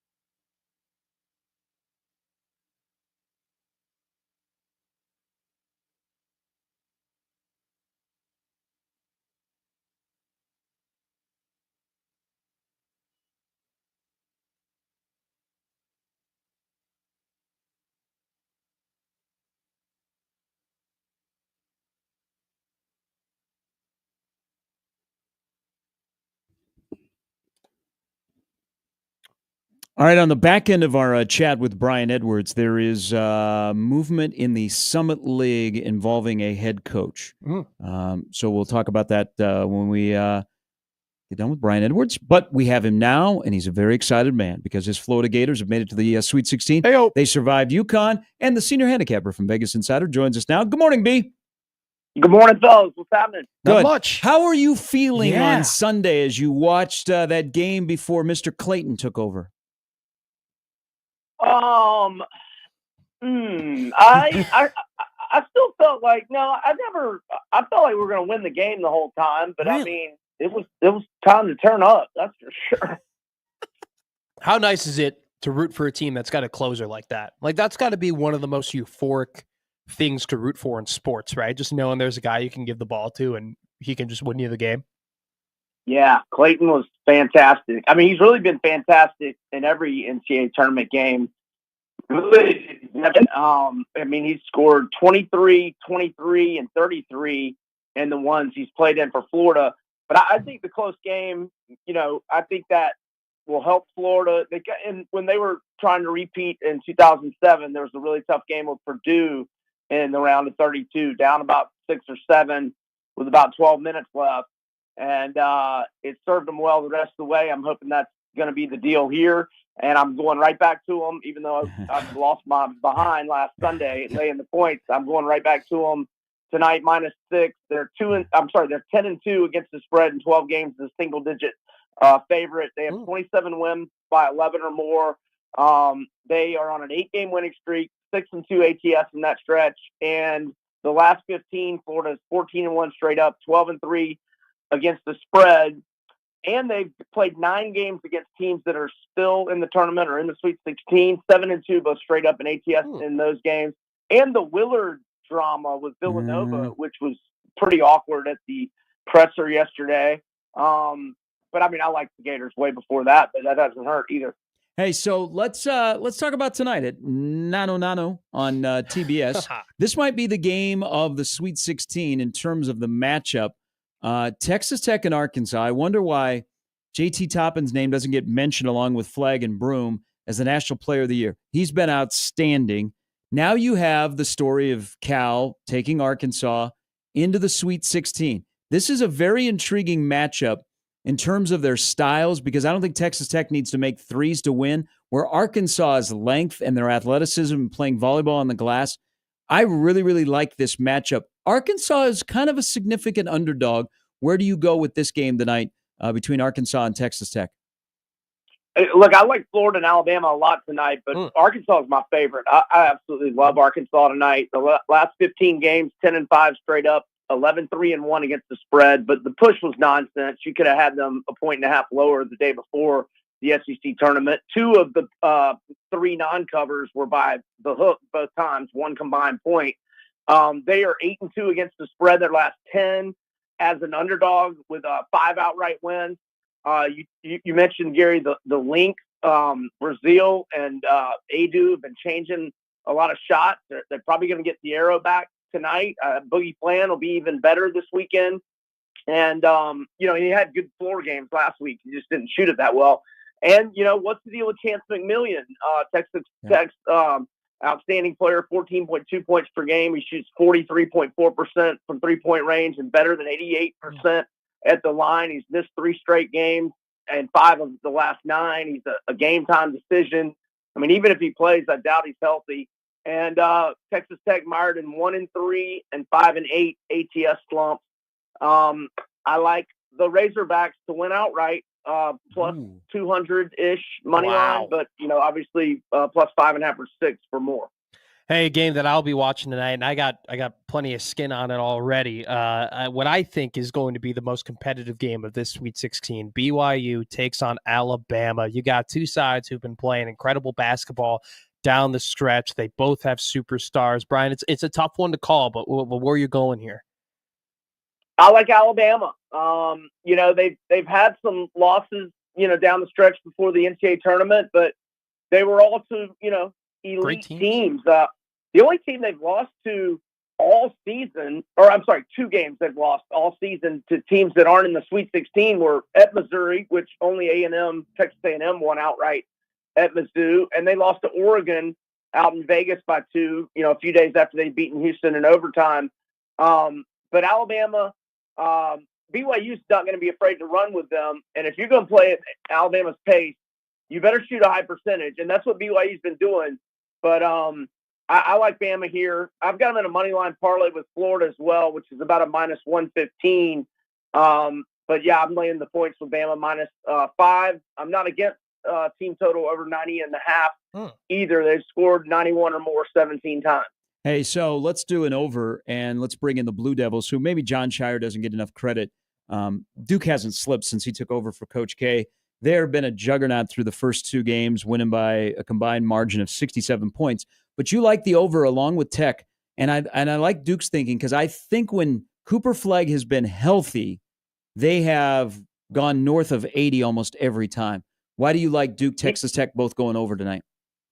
Yeah, if we eliminate the ACC tournament when Flagg got hurt the first half of the first game and didn't play the next 2, if we eliminate that, their last 7 games, they've scored 89, 93, 82, 93, 100, 97, and 110. They've scored at least 82 20 times this season.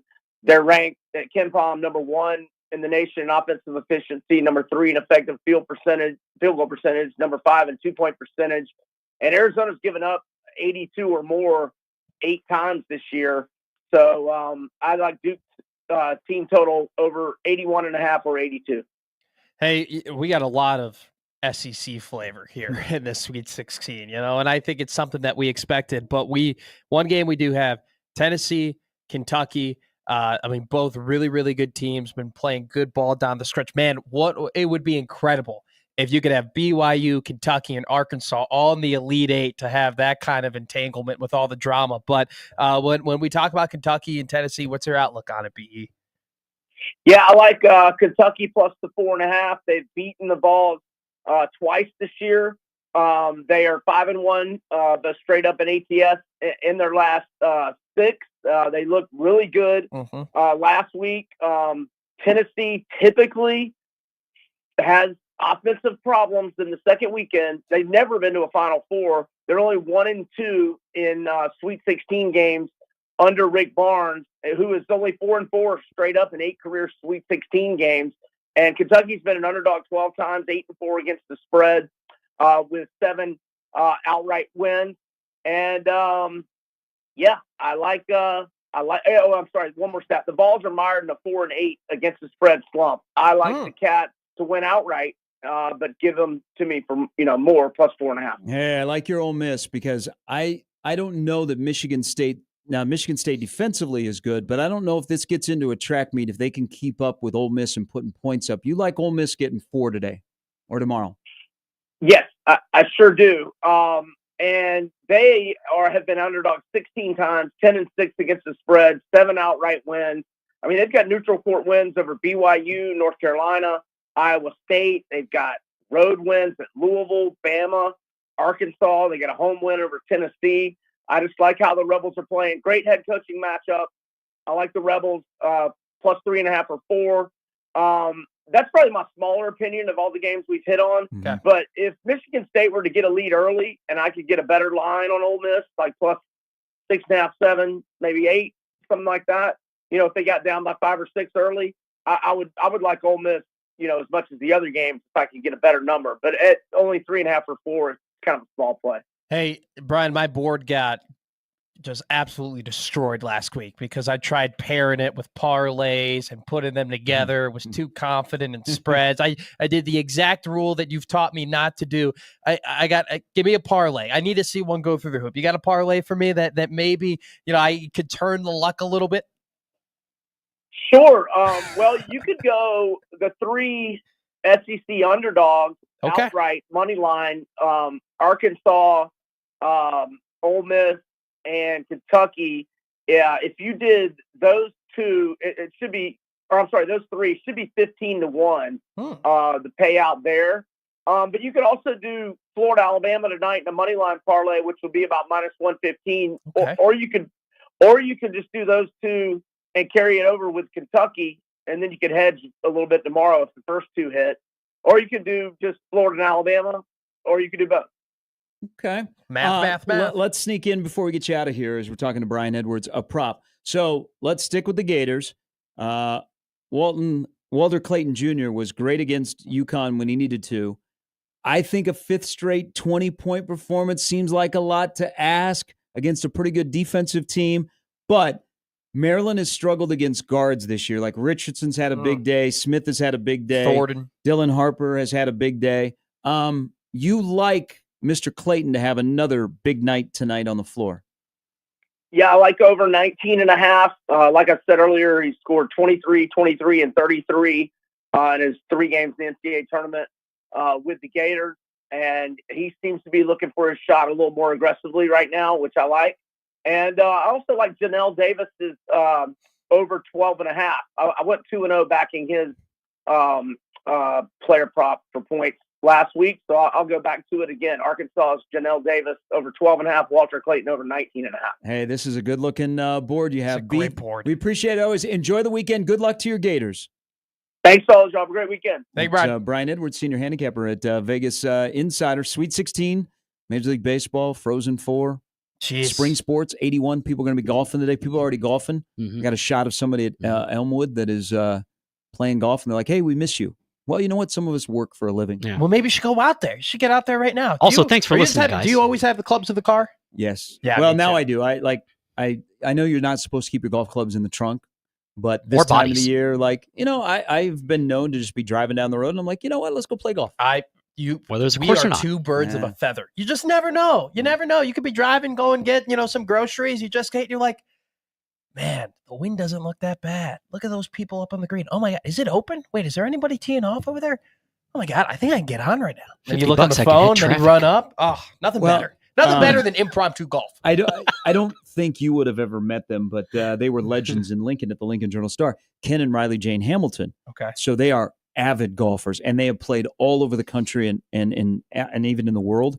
But they, like Kenny told me that him and his wife, and there are some golf courses that are just off of I-80, but there were times where they'd have a couple of days off, and they would just get in the car and they would drive west from Lincoln. Okay. And they would just hit golf courses That's awesome. that were, not very far off the interstate, public golf courses. Yeah. To go play. Just see we've never tried this one Yeah. before. That's awesome. It'll be a beautiful day here in Would be, the for sure. Big O. We So can lots confirm of this. sports, and I don't know if it's a good day in the Summit League. Yeah. There has been a coaching change in the Summit League. Not here. Not Calm here. down. Take a deep breath. That guy Okay. needs that guy. We need to put ink on that. Yeah, we that need to lock contract that up. extension. Eric Henderson, not a surprise, who was a graduate manager at Iowa State under Greg McDermott. Mac holds Hendo in great regard. Hendo in 6 years, Eric Henderson, in 6 years in Brookings has done amazing things. It's probably the premier program in the Summit League. It fits the profile, upper Midwest or Midwest guy, where you maybe call up Mac and go, what do you think? And Brian Harden, who is the AD at Drake, that hired Darren DeVries and then Ben McCollum, he did not hire Nico Medved, but tried to keep him from going to Colorado State.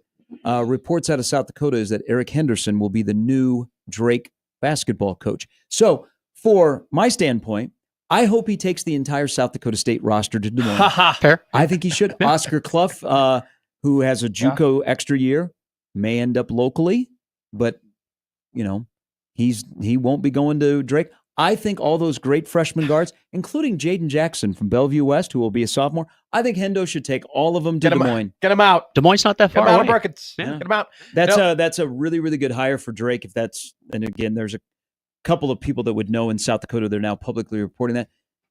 Brian Harden, man, when are people going to hire him to be an athletic ask director? you that. When does Brian Harden get to move up the ranks?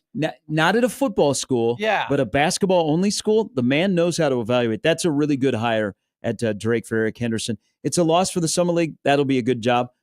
But I think they should take everything. I think they should take the arena. Knapp Center, bring Frost Take Arena the to Des Moines. jerseys. Take the Jackrabbit. I think there are some good young guards that should go to Des Moines. The Drake Jackrabbits. There's a 7-footer from Sioux Falls, JT Rook, who went to Iowa State, is in the portal. People thought he was going to Brookings. Maybe come to Omaha. Maybe. Omaha's close to Sioux Falls. Relatively. All right. We'll see what today brings around the world. Fran McCaffrey, by the way, is official at Penn. Busy day for basketball, Sweet 16, and Major League Baseball. Enjoy opening day, everybody. Everybody is 0-0 until the Brewers and the Yanks play at 2. So good luck, everybody going down to the K. It's going to be a beautiful day for baseball. Already incredible lost. day for sports, man. I cannot wait. Sit back, relax, enjoy. And we will recap it all tomorrow when we rejoin you at 6. Crossovers coming up next.